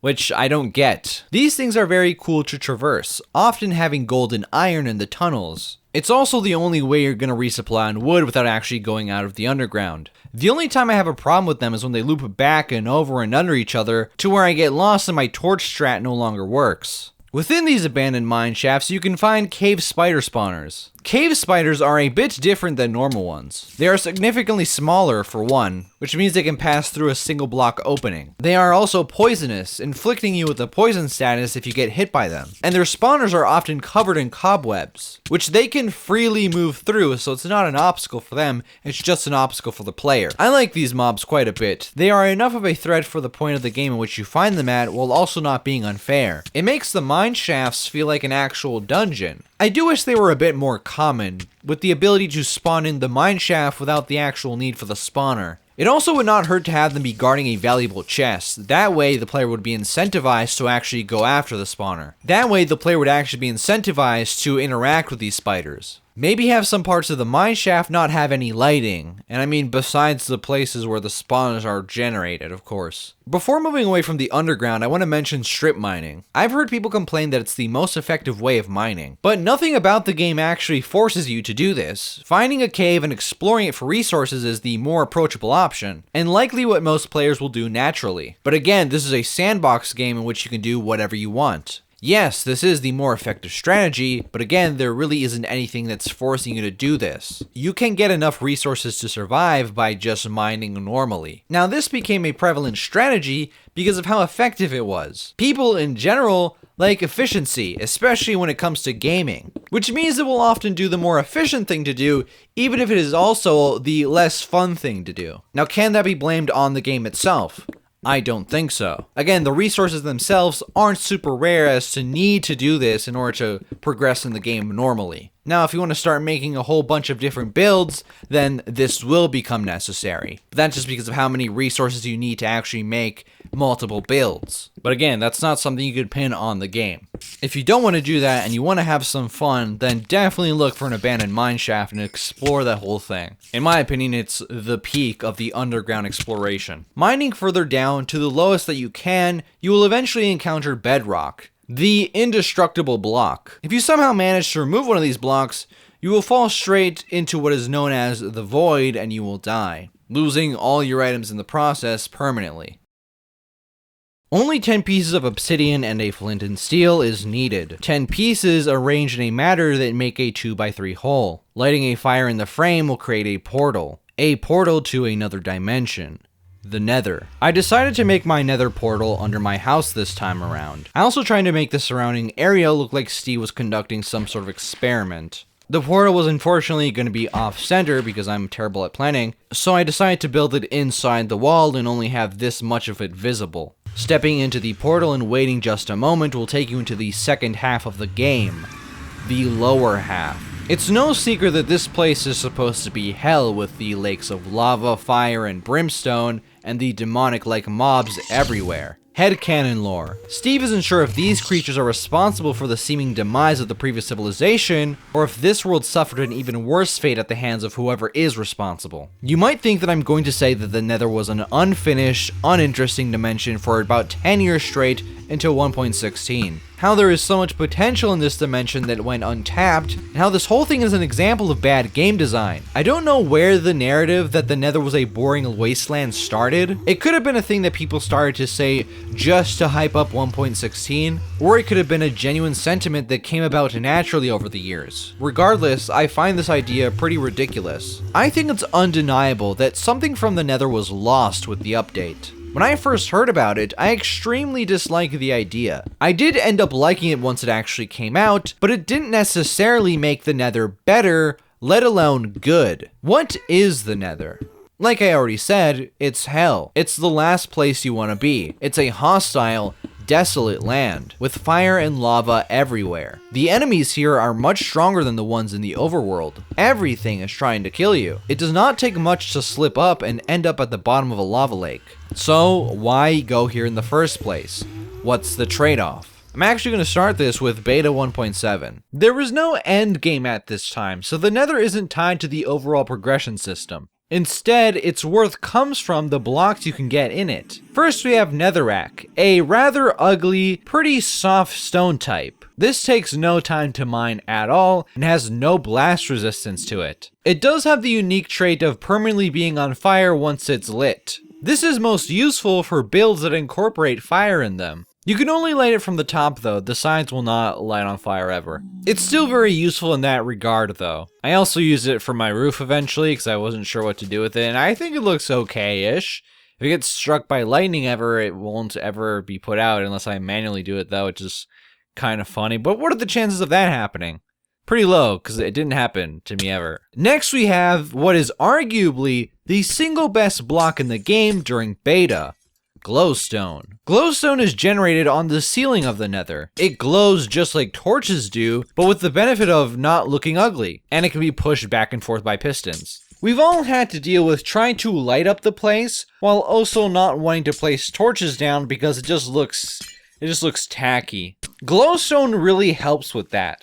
They just look cool generally and can be implemented into builds very easily. In a game where a lot of people's goal is to build cool stuff, glowstone reigns supreme. Soul sand is also in the Nether, but in the beta versions it really is just there to slow players down. You can also use it for builds as you can with glowstone, but glowstone just looks way better. There's also a surplus of lava here, as you could probably tell, and you can also use that for builds and whatnot. There's obviously lava in the overworld, but it's definitely not as common. I don't even need to say that because duh, it's the Nether. Moving on to the mobs, the most common one are the zombie pigmen. Another neutral mob unless they are attacked just like the wolves. And just like the wolves, if you attack one of them, they all attack you. This is another pretty iconic mob in the game, though it's more iconic with the people that actually played the game than just the general public like with the creeper. They are known for hitting you hard, fast, and in a group, so why anger them at all? Well, in beta, they drop cooked pork chops.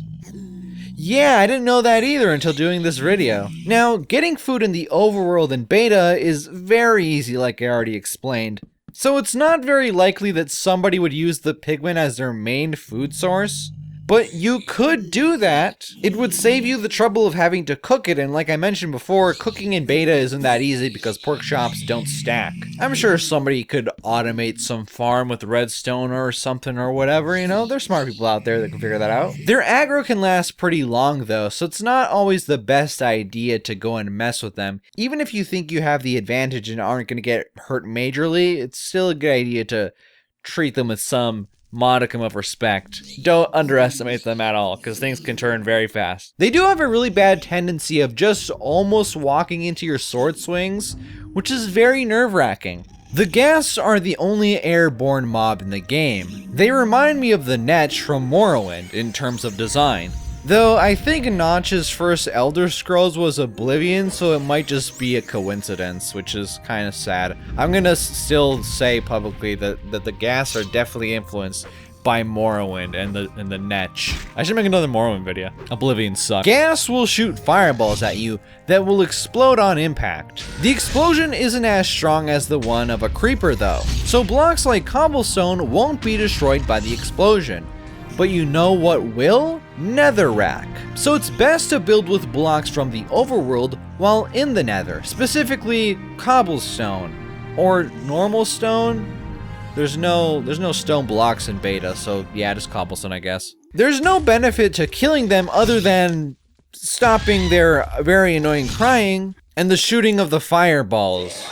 So yeah, there is pretty big benefit to doing that actually.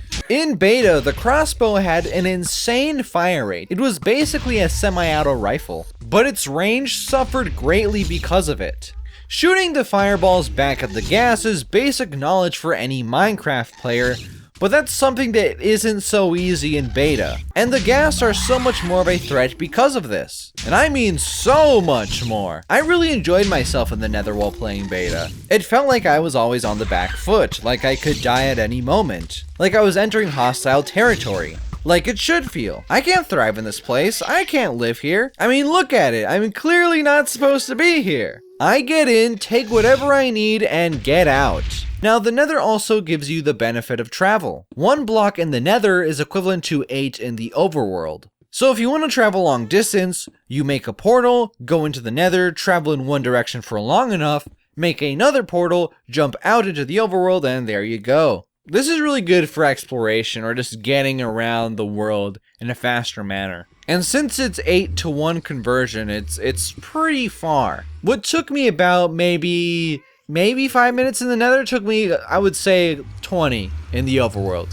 Something like that. It was pretty crazy. I don't ever see older players complain about the changes made to the Nether in this update, and that's because it's all really good stuff. The changes made to the bow make finding the gas a lot easier, like I mentioned. The pigmen will now drop rotten flesh instead of the cooked pork chop, which is kind of unfortunate, but they will now also drop golden nuggets, which you need 9 of in order to craft 1 golden ingot, which means they went from a potential food source to a potential source of gold. We also have this new mob, the magma cube, which is basically just a fire version of the slime. I believe they were meant to drop magma cream, but they don't. The wiki says that it was a feature added in 1.1, so this mob drops nothing. But it looks cool, I guess. The gas now drop a tier, which is very important for potion making, making them even more worth taking out. Alright, what else is new in this place? The next step in the progression system. The Nether Fortress. First, finding one is a journey of its own. You could get lucky and spawn right next to one, or you could have to travel pretty far away from your portal, which increases your odds of dying, especially if you have to cross a lava lake. This turns the Nether into a dungeon similar to how the cave systems work. Having to figure out how to safely get from one point to another, and even finding that one point to begin with, is incredibly rewarding. Exploring, pushing forward, and trying not to die while doing so. This is where my play on the lowest light setting thing gets pushed to its limits. The Nether is surprisingly dark for a place that's filled with fire and lava. It makes sense, I guess. There's no sky in this place. It's not too hard to see the environment, but well, the stuff that the Nether fortresses are made of is this nether brick, and they are a very dark maroon. It's just too hard to see on the lowest setting. Like, even with torches, it doesn't work. You need like a billion torches. I'm thinking of this as I'm reading the script, but what would have made a really good idea was the ability to make a flashlight, like one of those little headset flashlights you strap on your head to see. Headlights, I think they're called headlights, you idiot. Having to collect glowstone to make one of those, to make the Nether easier to traverse. That would have been cool. Person that's modding all my requests, add that to the list of things you need to make. But yeah, vanilla, on the lowest setting, it's too hard to see. Again, it's not in the, oh, I have to use my torches kind of way. It's more in the, I can't see anything, what am I even looking at kind of way, which, no. Nobody likes that. Nobody's gonna have fun with that. I think moving it to halfway on the brightness scale would be the best for this case, because again, turning it all the way up, it's just make things too easy. And again, I would only make that change when you're actually in the Nether. When you go back into the overworld, I would switch it back. So eventually I found a fortress. The thing is, I went into the Nether not prepared for an expedition at all. I'm on low resources and I really don't want to die because I have 40 XP levels at this point and I really don't want to lose them. I could go back, but I want to make first contact with this thing. I was thinking of mining into the fortress and making my way up that way, but that would take too long, and again, I'm on low supplies. So I very slowly start to make my way towards it the long way. To save on torches, I start to use glowstone to light my path. At this point, I'm really glad there aren't any, I don't know, like trees in this place, because it would make it too easy just to make more torches, and thus making me less cautious with my resources, and overall making this a less interesting trek to my destination. I eventually make it to the fortress, and I turn my brightness all the way up, because at this point I'm sick of not being able to see, but it only kind of helps. And at this point is where I come across the new mob. The Blaze. The Blaze has two forms of attack. A melee attack that has no animation to it, and these fire bursts that come out at set intervals. The Blaze don't spawn naturally, instead coming right from these spawners. They will start to fly around if they spot you, so building a roof so they don't just fly away is very important. After I made first contact, I ended up going back for more supplies, including more obsidian, to make a portal near the fortress. Once I got back, I ended up exploring the fortress a bit. But I got pretty unlucky with this one. It wasn't very interesting. It doesn't help that the first thing I ran into was the most interesting thing about this place, the spawner, but it's not all bad. I also found these nether warts that grow on soul sand, which is used for making potions. I feel like I've been saying that a lot. When am I gonna get to potions? I wanna get to potions, damn it. So while I was farming the Blaze, I got bored and made a big mistake. You see, I got too cocky here. It didn't matter much at first, but then more gas started to come in, my gear started to break, and I was beginning to get surrounded. At this point, I was just trying to figure out where to place the portal, but the gas and the blaze combo made this pretty hard. I did manage to get one set up, and it brought me to an abandoned mine shaft and not the surface like I was expecting. Not the best time to have to deal with cave spiders. I tried to make it back home through the Nether, but I knew I was just gonna end up dying because of all the mobs around. So I went back through the portal and made my way to the surface and started to make my way home that way. Luckily for me, I had a compass with me. Which, I mean, I could have used the F3 screen as well, but lucky for me, I had a compass with me. It was nighttime and the mobs were all around me. It was challenging, but it made me realize just how more manageable these overworld mobs are in comparison to the Nether ones. I overestimated the Nether. I wasn't ready for it with the gear that I had. You tend to forget just how big the difference is between diamond and iron armor when you use diamond armor for so long, because that very quickly becomes your new norm, and are quickly reminded of that fact when you don't have it. Because of all this, I had to slowly make my way back through the overworld. And even then, I almost died on the second night, or at least that's how I felt, because looking over the footage, I wasn't that close to dying. Now, I did get a decent amount of blaze rods, the item that the blaze drop that is needed for endgame. But I didn't just want to get by, I wanted to go back and actually conquer the fortress. So I started prepping for a more advanced setup. I would need to get a lot more diamonds for this, but in the meantime, I could work on other things. The closest thing to magic in Minecraft is Enchanting and Potions. As someone that always leans towards a magic build in games that allow them, I'm still kinda bummed that the game doesn't have a real magic system. Starting with Enchanting, the game was finally given a reason to have XP. I'm going to list off the enchantments now, and again I'm using the wiki that's only 100% reliable for the current version. So if I mention something that isn't actually in this version, leave it in the comments down below. Aqua Infinity lets you mine faster underwater, and it can only be placed on a helmet. Bane of Arthropods, it can go up to level 5, and it makes you do more damage to spiders. I, and many others, generally dislike this enchantment because it only affects certain mobs and it's not just a universal damage boost. This enchantment can only be placed on swords. Blast Protection does what it sounds like, it can go up to level 4 and you can place it on any one of the pieces of armor. Not the best option because similar to the Bane of Arthropods, this isn't general damage reduction, it's blast protection specifically. And like I talked about before, iron armor in itself is already kind of like a blast protection for the player. Efficiency can go up to level 5 and increases the speed of the tool in question. So if it's on a pickaxe, it will mine faster. It's a very good enchantment, but it would get a lot better in future updates, funny enough. Feather Falling can only be placed on boots and it can go up to level 4, and it reduces fall damage. It doesn't actually make you fall down slower though, which is sad, but it just doesn't do that. Fire Aspect has 2 levels to it and will set the target on fire when hit. It can only be placed on swords. Fire Protection again can go up to level 4 and be placed on any part of the armor, though this one is a bit better than Blast Protection, especially if you're going to go into the Nether. Fortune increases the amount of material you will get from mining. It can go up to level 3 and it's probably the most valuable enchant for the pickaxe. You can basically get free diamonds if you use this thing, it's great. Knockback will increase your knockback when hitting an enemy. It has 2 levels to it and can be placed on swords. Looting will increase the mob loot you get. It has 3 levels to it and it's basically Fortune, but for swords. Fun fact, if you hit a mob with a splash potion and switch to your looting sword before the potion actually hits them, once it hits them and kills them, the game will act like you hit him with your looting sword. It will apply the additional loot bonus. So you can use the effect without actually using the durability of your sword, but it's pretty limited in how you can do this. I'm not sure if it works with the bow as well, but it might. I'm not sure about that though. Projectile Protection does, I don't even need to say it. Not the best because, skeletons and what else in the game shoots you with projectiles. I think that's literally it in this version of the game. Protection, even bigger of a duh, it's the best one of all the types of protection because it protects you from damage universally, regardless of where it's coming from. By the way, all the protection types are exclusive from one another, so you can't have one piece of armor with multiple types of protection on it. Respiration gives you more air when you're underwater. It has 3 levels to it and gets placed on your helmet. Very, very useful, although it's not the most useful, but it still does a good thing to have generally.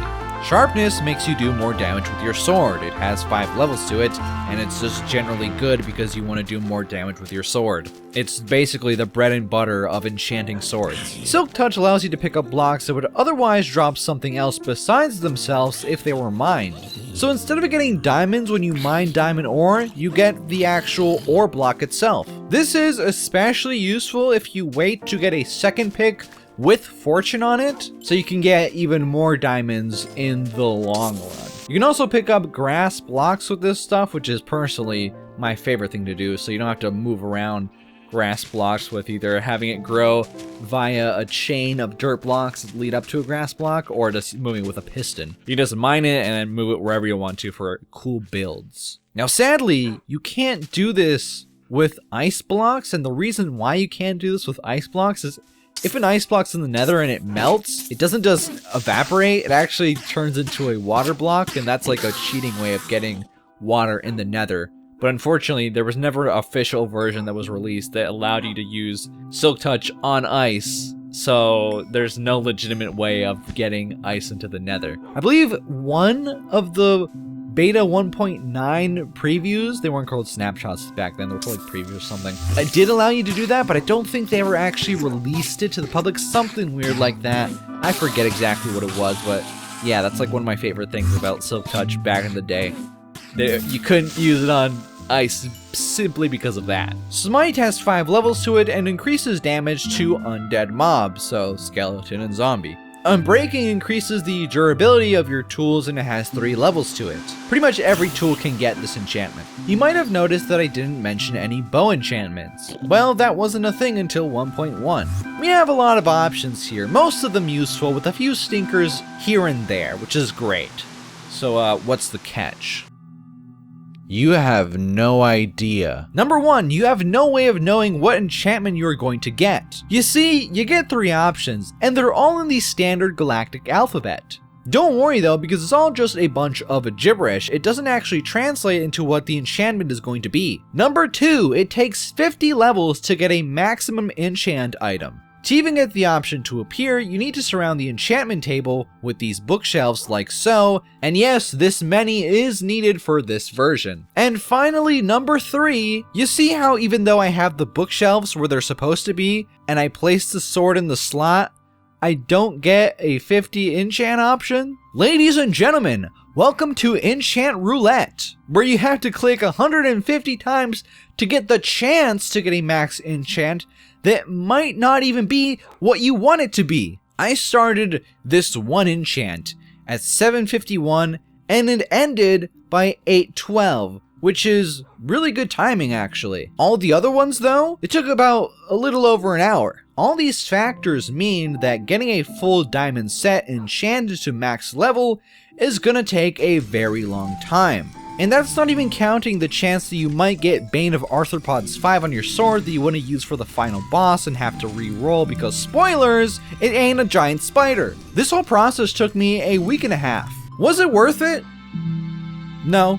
Why did I do it? Well, mainly because I wanted to wreck the nether, but I really didn't need to do it. So since I didn't want to spend 80,000 hours getting enough XP to do so, and then actually spending another 80,000 hours actually enchanting the thing, I ended up making an XP farm from the blaze spawner. I was originally not going to do this because it takes a lot of time and effort, but I decided to do so anyways. It wasn't easy, but I am glad I did it. So now that I have an extremely easy way to get blaze rods, it's time to talk about the fact that you can use them for smelting items. If you have a blaze XP farm, there really is no reason to use coal for smelting things anymore, because you can really just use them for torches. These rods will smelt 12 items per rod instead of just the 8 per one coal, so it also is just worth it that way as well, though it does kind of mess with the math a little bit. You can't just place, you gotta place like, what is it, 12 rods in a thing to smelt the whole thing, and then you have like some left over.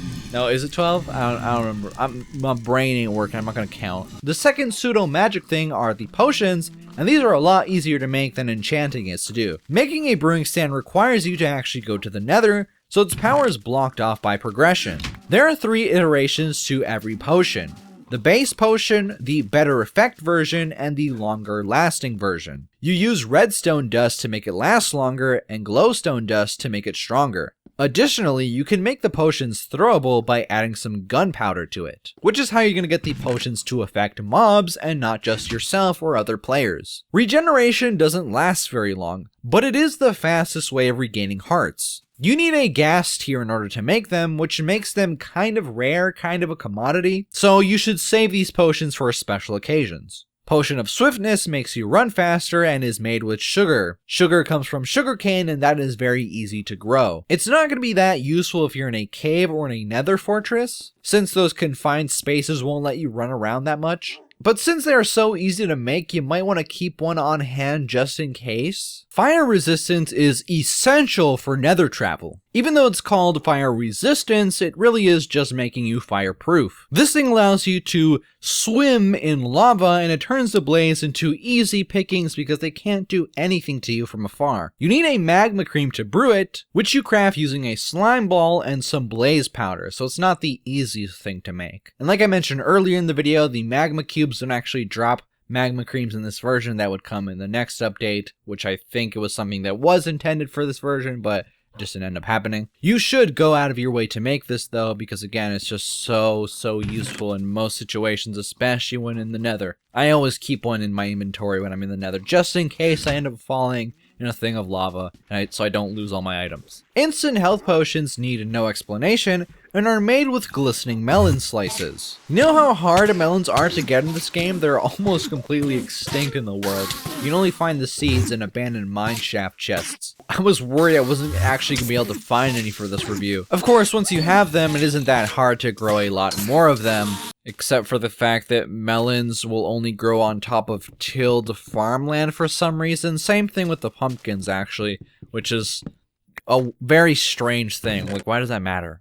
Just slows down the process ever so slightly, but why? Anyways, instant health is best used as a throwable splash potion because it's quicker than just drinking it. That way it actually is mostly instant. These types of potions actually hurt undead mobs instead of healing them, which makes them very useful for XP farms. Strength potions make you stronger, duh. It's made with blaze powder and honestly is really only needed for the final battle. Using it against normal mobs seems a bit overkill. The potion of poison is made with a spider eye. Poison will never actually kill, it will only bring them down to a single hit point, making it not very useful. It's more of a hassle to make the potion, throw it at the mob without it affecting yourself, and then hit it maybe one less time that you would normally need to if you wouldn't have thrown the potion, or just wait for the potion to take effect and then hit them just once. But again, you can just hit them a few times and they're dead, so I don't know. This is not worth it. The potion of weakness is the exact opposite of the potion of strength, made by taking a potion of strength and adding a fermented spider eye. To make a fermented spider eye, you need to take a spider eye, a brown mushroom, and some sugar, and then it's a fermented spider eye. Again, it's not really worth using against mobs. The potion of slowness is the same as the last, but with speed instead of strength. Again, not worth using against mobs, they're not fast to begin with. Instant damage potions can be made by adding a fermented spider eye to a potion of poison. This one is a little more useful, but not by that much, since you run the risk of hurting yourself in the process of using it, something that will never happen if you just hit him with a sharpness 5 sword. Potions are much more useful for player support than for weakening mobs in single player. I haven't mentioned multiplayer at all, I don't think, up until this point, but obviously all of these become much more useful if you're fighting another person. It's rather unfortunate that nothing in-game warrants the use of these potions, other than things like fire resistance and instant health. That being said, I did get my ass kicked by the Nether earlier, so maybe they are warranted. Max enchanting gear is kind of a joke. In getting it, I ended up not needing it. The only reason why I would want to fight the Blaze is for their rods, which I already have more than I would ever use because of the XP farm, but I also needed this XP farm because the skeleton or spider one were just too slow in getting me up to level 50. I mean, I could have done that, but this video would have taken even longer to come out, but I still wanted to wreck the Nether like I said. So I went in search for another fortress and laid waste to everything I saw there.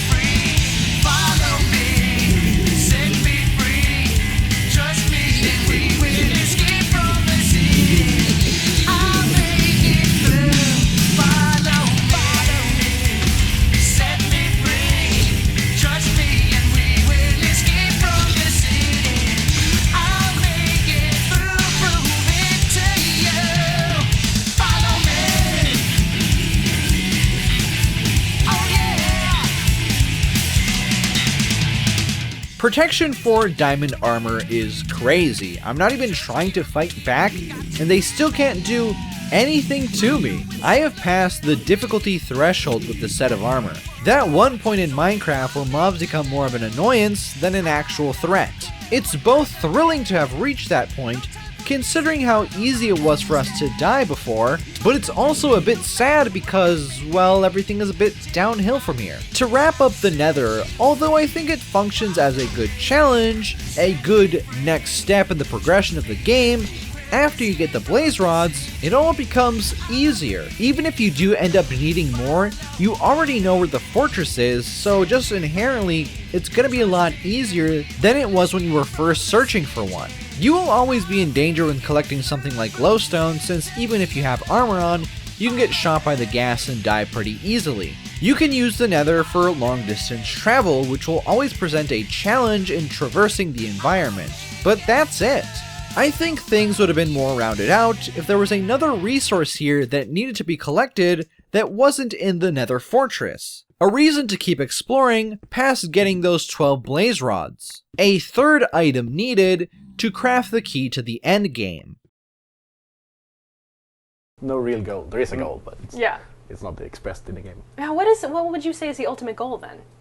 Well, there's a dragon you get to fight. Like I mentioned all the way back at the beginning, Minecraft has an end game now, a goal to reach. Though, like everything else in this game, the game doesn't tell you about it nor how to get there. I'm not going to relitigate why I don't think this is a problem for this game. Go watch the previous segments if you haven't, it's the same argument. To get to the last part of the game, you need to take the blaze rods, turn them into blaze powder, and combine them with ender pearls to make the Eye of Ender. Using them will lead you to a stronghold that holds the portal to the final boss. Great. The Endermen are the strongest overworld enemy, and they are a lot less common than the others. So it's still a bit of a challenge to get all the pearls needed, even with the gear I have. I literally left the game running by accident at one point, and I started to get attacked by mobs, and when I tapped back into the game, I was still at full health.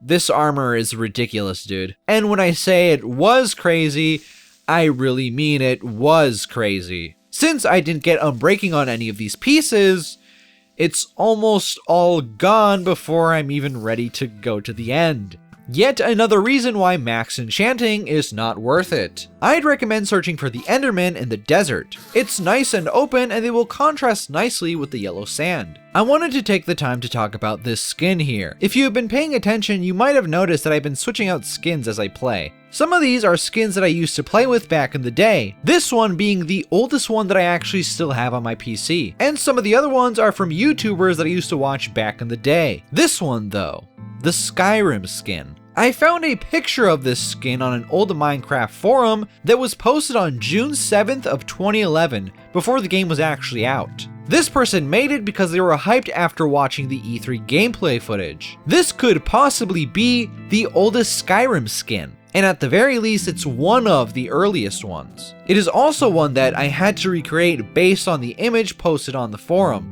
Yeah, the guy didn't post the skin, he just posted a picture of it, so I had to recreate this thing pixel by pixel. I'm pretty lucky to have found it when I did, because now the website where the picture was hosted has seemingly shut down. If I hadn't downloaded this picture when I did, this part of Minecraft history could have been lost forever. This very small, mostly irrelevant part of Minecraft's history. You're welcome. You can download the skin in the link down below. 12 eyes is the most that you will ever need to place in the portal, but there's a chance that one of the eyes will break after using it to find the stronghold. So you might want to get more than just 12 pearls. There's also the fact that you might just want to keep pearls for teleporting and whatnot. I'm getting a bit ahead of myself, but there's a good chance that we will spawn in the middle of an open void, one that the boss can easily knock us into. So get a few more. Arrows are also going to be very useful. Maybe even bring 2 stacks of them just in case. You can also bring snowballs, but those don't stack up to 64, those only stack up to 16. Strength potions will make the fight a bit faster, to the point where I definitely recommend bringing them. A bucket of water is also very handy if you need to MLG water, which just refers to placing a bucket of water at your feet right before the point where you hit the ground so you don't take any fall damage. The end has a lot of endermen, so a pumpkin will also come in handy. If you place a pumpkin on your head, the endermen won't notice you looking at them and thus will not go aggro on you for just looking in their crotch area. Though this does make it a lot harder to actually see. The easiest way to play around this is to simply play in third person, which isn't great, or play with a texture pack with the only change being that the pumpkin texture is just non-existent. But that's kind of cheating, so I didn't bother. I'm bringing a full stack of iron and some wood just in case my armor breaks. And I'm off after legitimately pacing back and forth in game while I was trying to figure out if I had forgotten something or not. I decided to bring one of my dogs with me. This journey could take a while and I don't want to be that lonely. Oh, never mind, the stronghold wasn't far away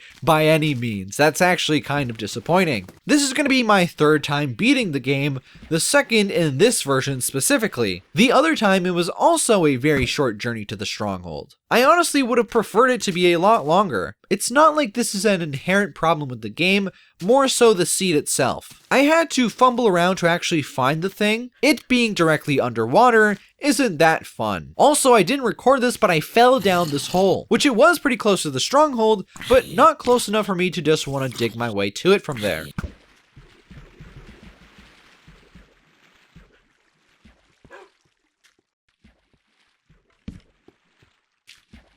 There it is, indicated by the stone bricks that only appear naturally here. The stronghold. There is an aura of mystique with this structure, once again adding to my headcanon lore, that these are the remains of a civilization long gone. Were the people that built this place evil or benevolent? Was the portal the origin of the destruction of this world, or was it made in an attempt to escape it? Or perhaps it predates the destruction of civilization. The decay here is much greater than the decay in the Nether fortress, so it's reasonable to come to that conclusion. Who closed the portal is another question that comes to mind. Oh, my freaking dog blew up! Fucking pants! My pants went sour! Damn it, that sucks. Oh well. Despite my genuine intrigue with the stronghold, it leaves a lot to be desired. After surviving the wild, tunneling down beneath the earth, traversing the Nether, and collecting everything needed to get to the end, it's fairly disappointing. On the one hand, it being a structure beneath the earth in darkness makes the already dungeon-like cave exploration even better, since you're looking for a specific room in this structure. I really enjoyed doing so, for the short time that it lasted. That's one of the main problems here. Just like the Nether Fortress, there's one thing that is needed here and everything else is filler. There isn't much incentive to explore the rest of the stronghold. The loot is pretty bad. Like really bad. No enchanted items, no potions. I think you can get ender pearls in here, which is nice, but I didn't find any. Just a whole bunch of books and paper. Until Apple. I was actually worried that I was going to have to boot up a creative world just to show this off, but the stronghold is actually one of, if not the only place where you can find an apple in this game. That's right, the apple doesn't fall far from the tree, because it doesn't fall from trees at all in this version. Now, why is this a big deal? Well, there's this item that's called the golden apple, which is not worth crafting. You need to surround the apple with golden blocks in the crafting table. Yes, I said golden blocks. This will give you 30 seconds of regen and will refill half of your hunger meter. It's just simply too expensive to make. You can get better regen effects from potions, and you can fill up your hunger meter a lot easier simply by eating steak, or, you know, any other food that isn't exclusive to chests in the stronghold. So I remember hearing about the OG Notch Apple, or God Apple, back in the day. I'm talking between 1.1 and 1.3 when it was re-added in the game. I think it's when that was re-added, right? Am I a fake Minecraft fan? Am I misremembering? Am I going crazy? Now, back in the day, I always just assumed that they were talking about golden apples in alpha or beta. But thinking about it now, they must have meant this one. Because the only thing that the golden apples used to do was fully heal you. There was no effects in the game at all, so it just fully healed you.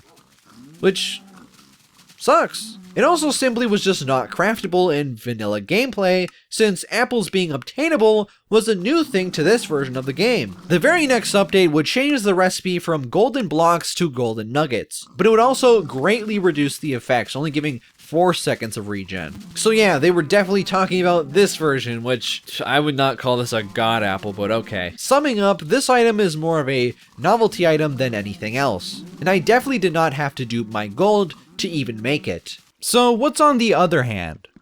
Well, almost nothing. Or maybe even worse than nothing. I really didn't need to explore any of the strongholds since the eyes will take you directly to the portal room, which is again the only room that you need to find in this place.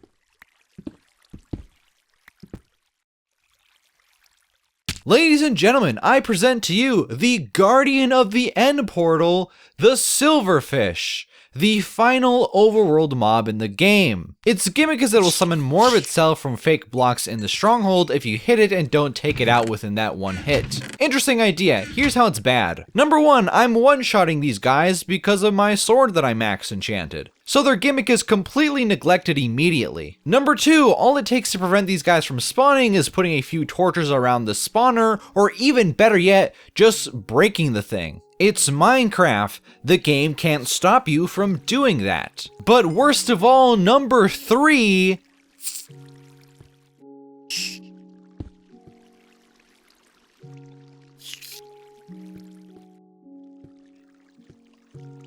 I didn't even know this was a thing until I recorded this. This is embarrassing. The final challenge before the real final challenge, the thing that gatekeeps you from getting to the end, can't hurt you. I think it's a hitbox issue, like it can only actively hit my upper body, not my lower half. But even if it could hit me, this is it? This is the mob you're gonna give a spawner to? In the last dungeon, the spawners were reserved for the Blaze, a legitimate threat. Only with the use of fire potions could you stomp on them, and to even get fire potions, you needed to fight at least one of them first. This is laughable though. They don't even drop anything you need to activate the portal, so you don't need to fight them at all. There's no incentive to just not completely breaking the spawner and never even dealing with them. Okay, so the one legitimately cool thing about them is that they're embedded in fake blocks throughout the stronghold, so you can't just go mining through the walls to find the portal room. And them getting hit can start a chain reaction of them spawning all around you because of these fake blocks, which if you don't deal with them fast enough, can turn into a legitimate problem.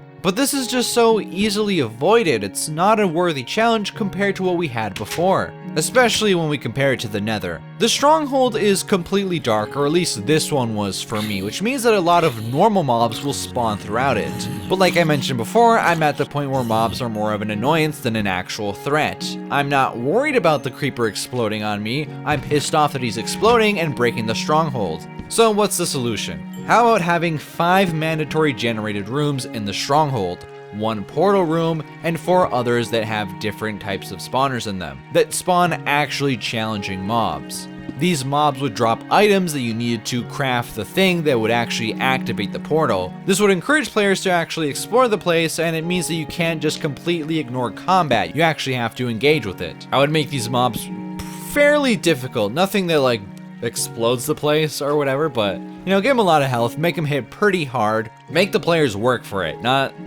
Silverfish right at the entrance. No, none of that. I don't really have an idea for what the mobs could be, but perhaps something that inflicts status ailments to the player as a connecting theme. Attacks that make the player slower, attacks that make the player weaker, stuff like that. But as it stands, the stronghold from a design perspective is pretty weak. I do still like exploring this place, but I really don't have to at all. I ended up having terrible luck and either lost or broke most of my Eyes of Ender before I actually got to the place, which unfortunately meant I was going to be 1 eye short from being able to activate the portal, so I headed out and resupplied, which made things feel very anticlimactic, which, I mean, sucked, because I was having a better time than I thought I was going to, but just kind of got kneecapped at the end. Placing the eyes in the portal frame will generate the portal. Unlike the Nether portal, as soon as you touch it, you are transported to the final section of the game.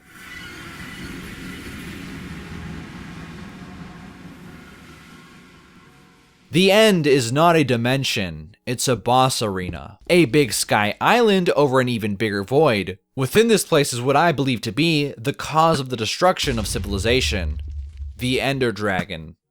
Oh, I'm sorry, Boss Health. Yeah, that's his name, Boss Health. Like I mentioned, there's a bunch of Endermen in this place too, which adds more intrigue to my headcanon lore, but let's forget about that for 1 second. Last cool block we can find in the game is Endstone. Limited to only what you see here, Endstone has no practical use, but it could be viable for some builds because of its unique coloration. I think the modern Ender Dragon has been different from this version long enough to the point where most people won't remember just how worse it used to be. Although getting to this point in the game was always a goal that many wanted to achieve, I don't know how many people actually bothered doing so. I did it a few times in creative mode back in the day, which I also did it this time, stupidly forgetting that achievements aren't world dependent, which is why you don't get any more achievements popping up for the rest of the video. We start the fight by having to take out these crystals that will heal boss health if he gets close enough to them. I've heard people, and by people I just mean Antvenom I think, complain about the amount of crystals that can appear. Lol, lamau, say lol, lamau, say it's not bad at all, and I'd even say it's the best part of this fight, which is very sad. Having to change the physical environment in order to win, in a game that's all about changing the environment to your whim, is the closest thing to a thematically relevant fight you will ever get in Minecraft. That and the creeper, I guess. You can take out the crystals in 2 different ways. You either build up to the crystals and hit them, or you do the smart thing and use a bow and arrow. Or snowballs, but I didn't bring any of those. But after you destroyed all the crystals, you just gotta hit them. And wait. And then hit them. And wait. And then hit them. And once again, wait. And then once it reaches the halfway point in its health bar, you do the same. I have a strength 2 potion and a sharpness 5 sword, so I'm hitting him as hard as I can. I'm hitting her as hard as I can, which is obviously better than not doing so, but I'm sorry, but there just isn't that much to this fight. It's not even really a fight. As a matter of fact, to my utter shock, this happened.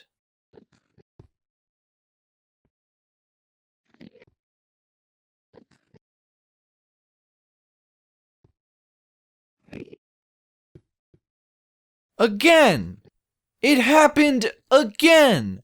I'm fighting a massive silverfish in the sky. I vaguely remember this being a thing back in the day, the dragon not being to actually attack you. But the thing is, that's not even entirely true because I took damage when I first showed up to this place.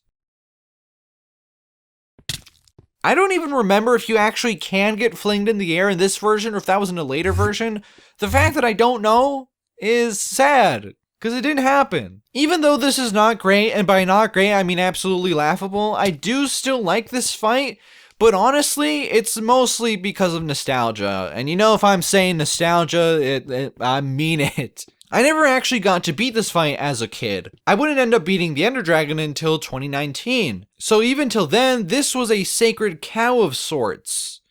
I don't think that metaphor works here, I don't know. So how would we fix this? Well, how about just literally doing anything else, maybe? I don't know, maybe have him like shoot at you or do damage in, just in general. I think perhaps summoning the dragon in the overworld, even if it works exactly like it does now, would have been better than what we actually got. The dragon will destroy blocks it runs into other than obsidian and endstone. So having to fight a dragon as it potentially demolishes a mountainside that you were just standing on a moment ago could be very cool.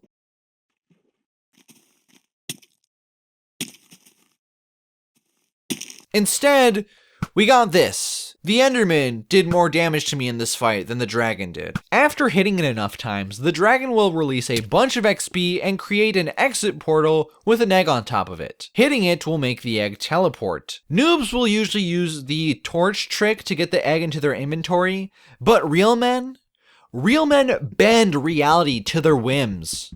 I bet you didn't know you could do this. A lot of people don't know about this trick. You can't do it nowadays, though. Entering the portal will start the end poem sequence. I don't get much out of this poem. The only thing that I can relate to this game is the part where they say that they won't tell the player how to live. Since the game never tells you how to play, you are free to do so as you will. Other than that, though, it just comes off as generic poem mumbo jumbo to me. But then again, I am biased against poems in general, so, keep that in mind. After that, we get the credits, and at the very end, we get a Mark Twain quote that isn't even a Mark Twain quote, which is very fitting. And then we spawn back into the world, and you are left to do whatever you want to, which has been the case this entire game. So what happened? Why is this ending so undercooked? Well, a lot of people will immediately blame Minecon 2011, since they wanted to officially release the game during the con. It's easy to assume that things were rushed to meet the deadline since, like I mentioned before, some features weren't implemented into this release of the game because of a fear of more bugs popping up and not having enough time to fix them. It's also not too hard to assume that things were rushed when you consider things like hunger and the sprint mechanic not being in the game only a few months prior. And now Mojang is telling everybody that this version is the completed version, even though originally it was going to be beta 1.9, and it doesn't even have simple things like sheep regrowing their wool or apples falling from trees. Combine that with the lackluster third dimension and the final boss, and things start to look very bad. Should we go out with any dates, or should we just say this will be released when it's done? Or should we try to put up a date and try to build hype? I think date and hype. I vote for that. We have so much to do and not much time until the release date. And I was kind of joking that the release date that we were told, it's not really a release date. It's it's more like an aim. But Carl didn't agree. He said it's going to be released that day regardless. So my attempt to push it a little failed. Notch is often blamed for this. The claim that he got greedy or he took his money and ran aren't too hard to come by when talking about the shortcomings of this version. Minecraft in the end doesn't try to push anything other than your wallet into Notch's hands. A modding API, which was abandoned in an attempt for Notch to make even more money by licensing off the source code. Most of these people don't present any kind of actual evidence to back up what they're saying, and they're mostly just shooting from the hip based on how they feel the game should have been or what they think happened. So allow me to do the same, but with some clips and other stuff that make it a little more legitimate. I think people are completely misreading Notch when they say stuff like this. Based on what I've seen, I would say that Notch is a pretty down-to-earth guy, pretty nerdy, maybe a bit too soft. It doesn't seem like he had the ambition to make a game this big to begin with. I was hoping to spend half a year to a year on it and maybe make enough money to start a new game. So I left to make my own games, and the first thing I was going to do was just going to be like a 6 to 12 month project.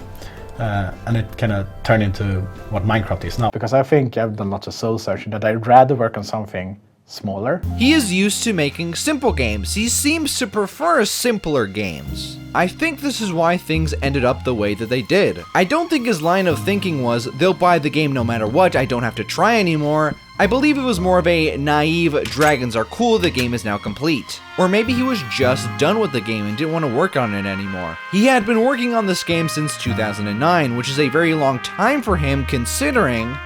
Because I rarely finish my hobby projects.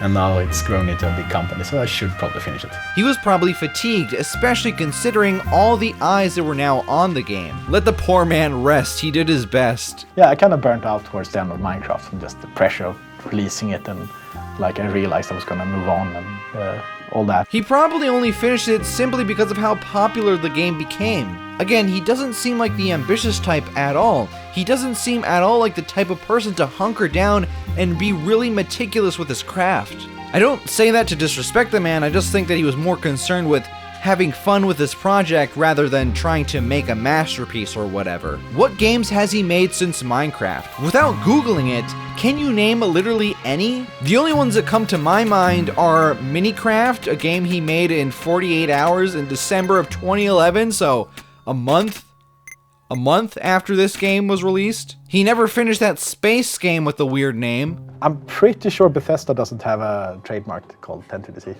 Damn it, I pronounced it. Damn it! Damn it! He never really made anything with this, whatever this was. There was like a horse game, but that was like a shitpost. That wasn't anything, really. He's working on a dungeon crawler now, and I really hope it releases. It seems like it will, but you never know. People have been hungry for a new Notch game for over 10 years now, and all we've gotten are very small projects here and way over there. Nothing the size of Minecraft has been. Some will say that this is actually evidence of his greed, since he doesn't need to do anything anymore because he's so rich. He is so greedy that he doesn't want to make another thing that would also make him a lot of money. That doesn't make much sense to me. I view it as him still treating game creation as a hobby. Again, if he really was the greedy bastard that some people portray him to be as, why wouldn't he have capitalized on his success when Minecraft was at his peak? People will buy whatever he makes, or at least they would have back in the day. Nowadays, probably not so much. He definitely does have some sway still, but it's definitely not as intense as that would have been back in the day. It's not the optimal move to wait this long for a money-hungry man to make. Again, he could just be dumb, I guess, but I don't think he could be that dumb. Others will claim that this is evidence of him being lazy, which, I mean, it might. I don't know. I haven't seen him work on anything personally, so I have no idea how he works or if he even does work. I would still lean more to the him just not being...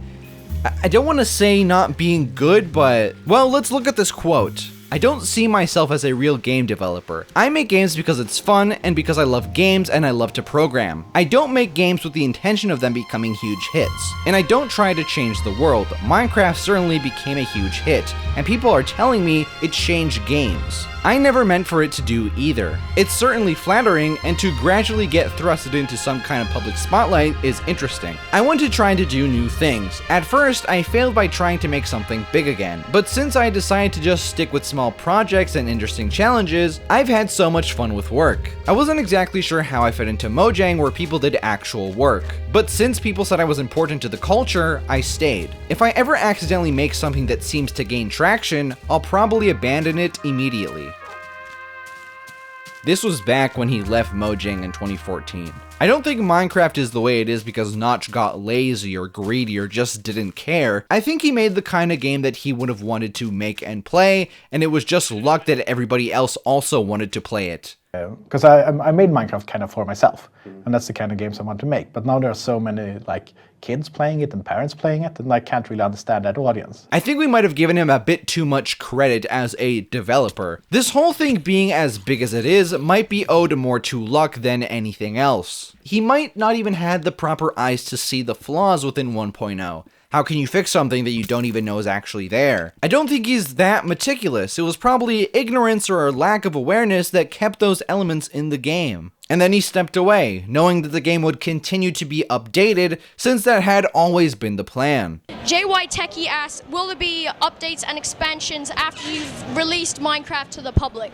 Oh yes, absolutely. Knowing that any shortcomings could and would be fixed at some point. That's not that relevant to this review, but again I think it points to Notch's true intentions. Regardless of all that, the game we have here today is flawed. The ending is underwhelming, though I don't think it needed that much tweaking in order to fix it. Everything leading up to it is pretty solid. Going from caves to the Nether to the strongholds feel like a natural progression, and it feels like it builds off of each other. But then you get to the stronghold and there's these bugs that can't hurt you. The Ender Dragon is both one of the most sought after fights in all of gaming, but also his original version is one of the most pathetic ones. So why did people still do it? Why did people seek out the end? It's gonna sound cliche as hell, but it was always about the journey, not the destination. From the first night to the last crystal you destroy. From the first cave you explore to exploring the stronghold.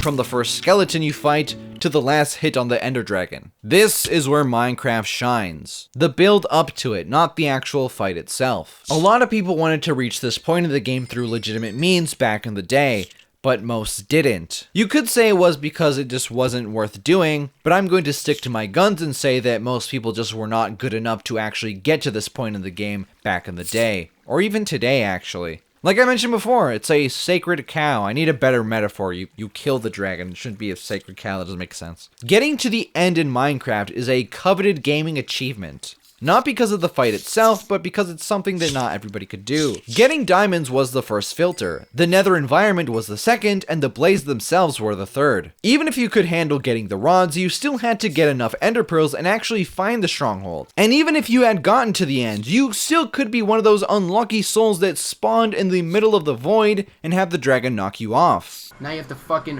What? What? No. Are you...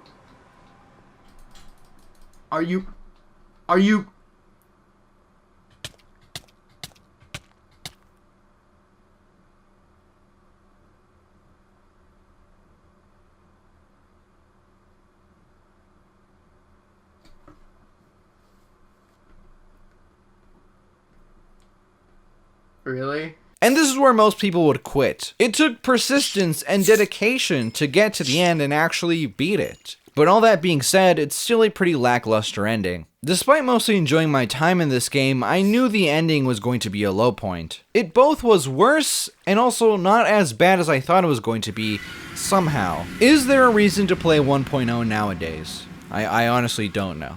I enjoyed playing a simpler, more limited approach to the game. I like the idea of playing what the original creator left us with, but 1.0 isn't better than 1.1, as that version added simple things that were most likely intended for this version originally, like the apples falling from trees. We sat down and made a plan in the beginning of last year, and that is we still use the same plan, because we only got halfway through that list. But then you look at 1.2 and that's a bit better than 1.1. So why play 1.1 when you can just play 1.2 instead? You could follow this argument down its logical conclusion of just saying that, shouldn't I just play the most recent version of Minecraft? If I somehow didn't make it clear from the beginning though, Minecraft is different now. Things have changed. It's almost a completely different game at this point. If you want to play what Minecraft used to be, I'd say play Beta 1.7 or this version, as those are two different experiences. I know I poo-pooed on old heads a lot in this video,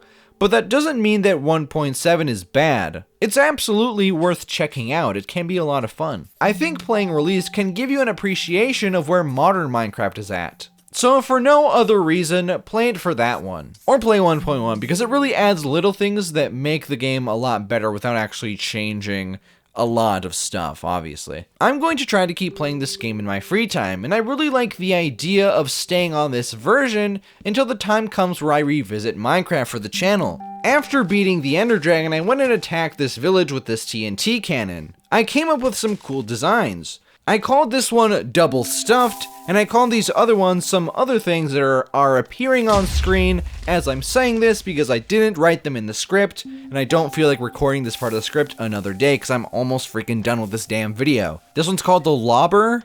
I remember that one's called the Lobber. I don't remember any of the other ones. This one's called Duck and Cover. I do remember that as well. Montage.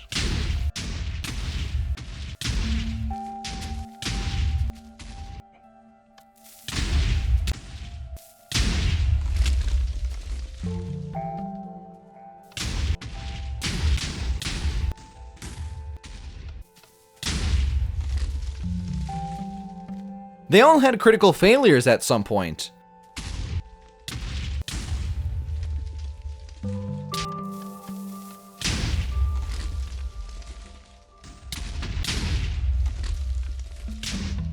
But anyways, yeah, I'm gonna keep playing in this world, and I might even get my girlfriend to play with me, hopefully. 32 pages in, and just like my God of War video, I have no good way of ending this. I think my conclusion was good enough, but maybe not, I'm not sure. This, yet again, was a massive project. Luckily, I already knew it was gonna be pretty big going into it because of the God of War one. Although it did take longer than my last large project, this felt a lot easier to do for some reason. I honestly hope I presented the info in an enjoyable manner, and if you did make it to the end, comment Obama Soda in the comments down below. That's Obama Soda in the comments down below. Do it or I will ban you from the channel. Not the live chat, not the premiere chat that is happening right now.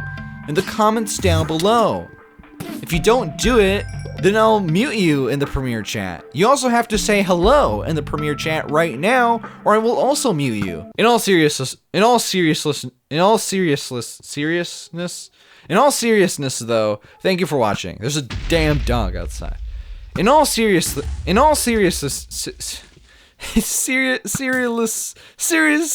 I'm having a brain aneurysm. In all seriousness, my brain is made of squares now because I played too much Minecraft. It's made of cubes, cubicle. But in all seriousness, thank you for watching. The only other video that I have that's anything like this is the God of War one, like I mentioned. So if you want more Longaman content, you have that one. It's in the review playlist that I have and the card on screen right now, unless I forget to put it here. It's uploaded on my original channel, so don't go looking on this channel for it and then comment on how you couldn't find it. Or actually, no, yeah, you should do that anyways. Yeah, do that. Go look for the video on this channel and then comment on this video, hey, I couldn't find it. Everybody do that now. After this, I have no idea what video I'm gonna work on. God of War 2? No. I don't feel like working on another long project for a little while. I wanna kind of make more videos more frequently for this new channel. So yeah, I know I gotta review the Punisher. Sparking Zero is that Sparking Zero video might have come out before this one, just because of how close I am to finishing this one and that game being released. I want to leave some space for that few videos I'm gonna do on that game. So yeah. So as I'm reading this, I have no idea what's coming after this. Probably the Punisher video, because I did say I was gonna do one of those. But as far as reviewing something that's similar to this game, I could always review the competition. I'm sure at least one person, if this video does well, at least one person has mentioned that games in the comments down below. I played it back in 2011, and I don't remember much of my experience with the game. I played it probably like an hour, maybe. I did buy it on Steam a few months ago, and apparently I played like 30 minutes. I thought I played like 10, but looking at my Steam thing, it said 30, so yeah, there's that. Of course, if this video like mega blows up, which it probably won't, but if it does, on the off chance that it does, then I guess I'll do that relatively soon. In terms of reviewing actual Minecraft though, as soon as they add a new dimension, a new boss that actually has a health bar, then I think I can say that we're in Minecraft 2.0 territory, like I mentioned at the beginning of this video. And once that happens, I'll start working on that video probably right away. Of course though, I do believe that Mojang are totally willing to call and update Minecraft 2.0. And if that happens, well then, I mean, there's no like argument, then there you go, that's Minecraft 2.0 according to the people that make the game. So, you know, at that point I don't even have to speculate on at what point is it a different game, you know? Although I do believe that's probably just going to be for a marketing stunt if they really need the boost, because, you know, the game's pretty different, like I've mentioned already 1,000 times. If that does happen though, and it does happen after they add a new boss and a new dimension, and I already made my video, then I guess I'll make a third video, which I really hope that doesn't happen, because I would like to just have two videos, you know? But we'll see what happens. Alright, that's all I wrote in the script. Now we're just freeballing it. I actually haven't even read the intro yet, because I haven't actually written it out yet, because I wrote this like a real damn paper where you're supposed to write the intro at the end. So now, after having read all of this and edited all of this, I guess I'm gonna go back and write something. So thank you all for watching. Hope you all enjoyed. Angry Canadian! I finally finished this video! And I've mentioned you in every single review this year, I think. So yeah, that's crazy. Anyways, thank you all for watching. Hope you all enjoyed. Peace out.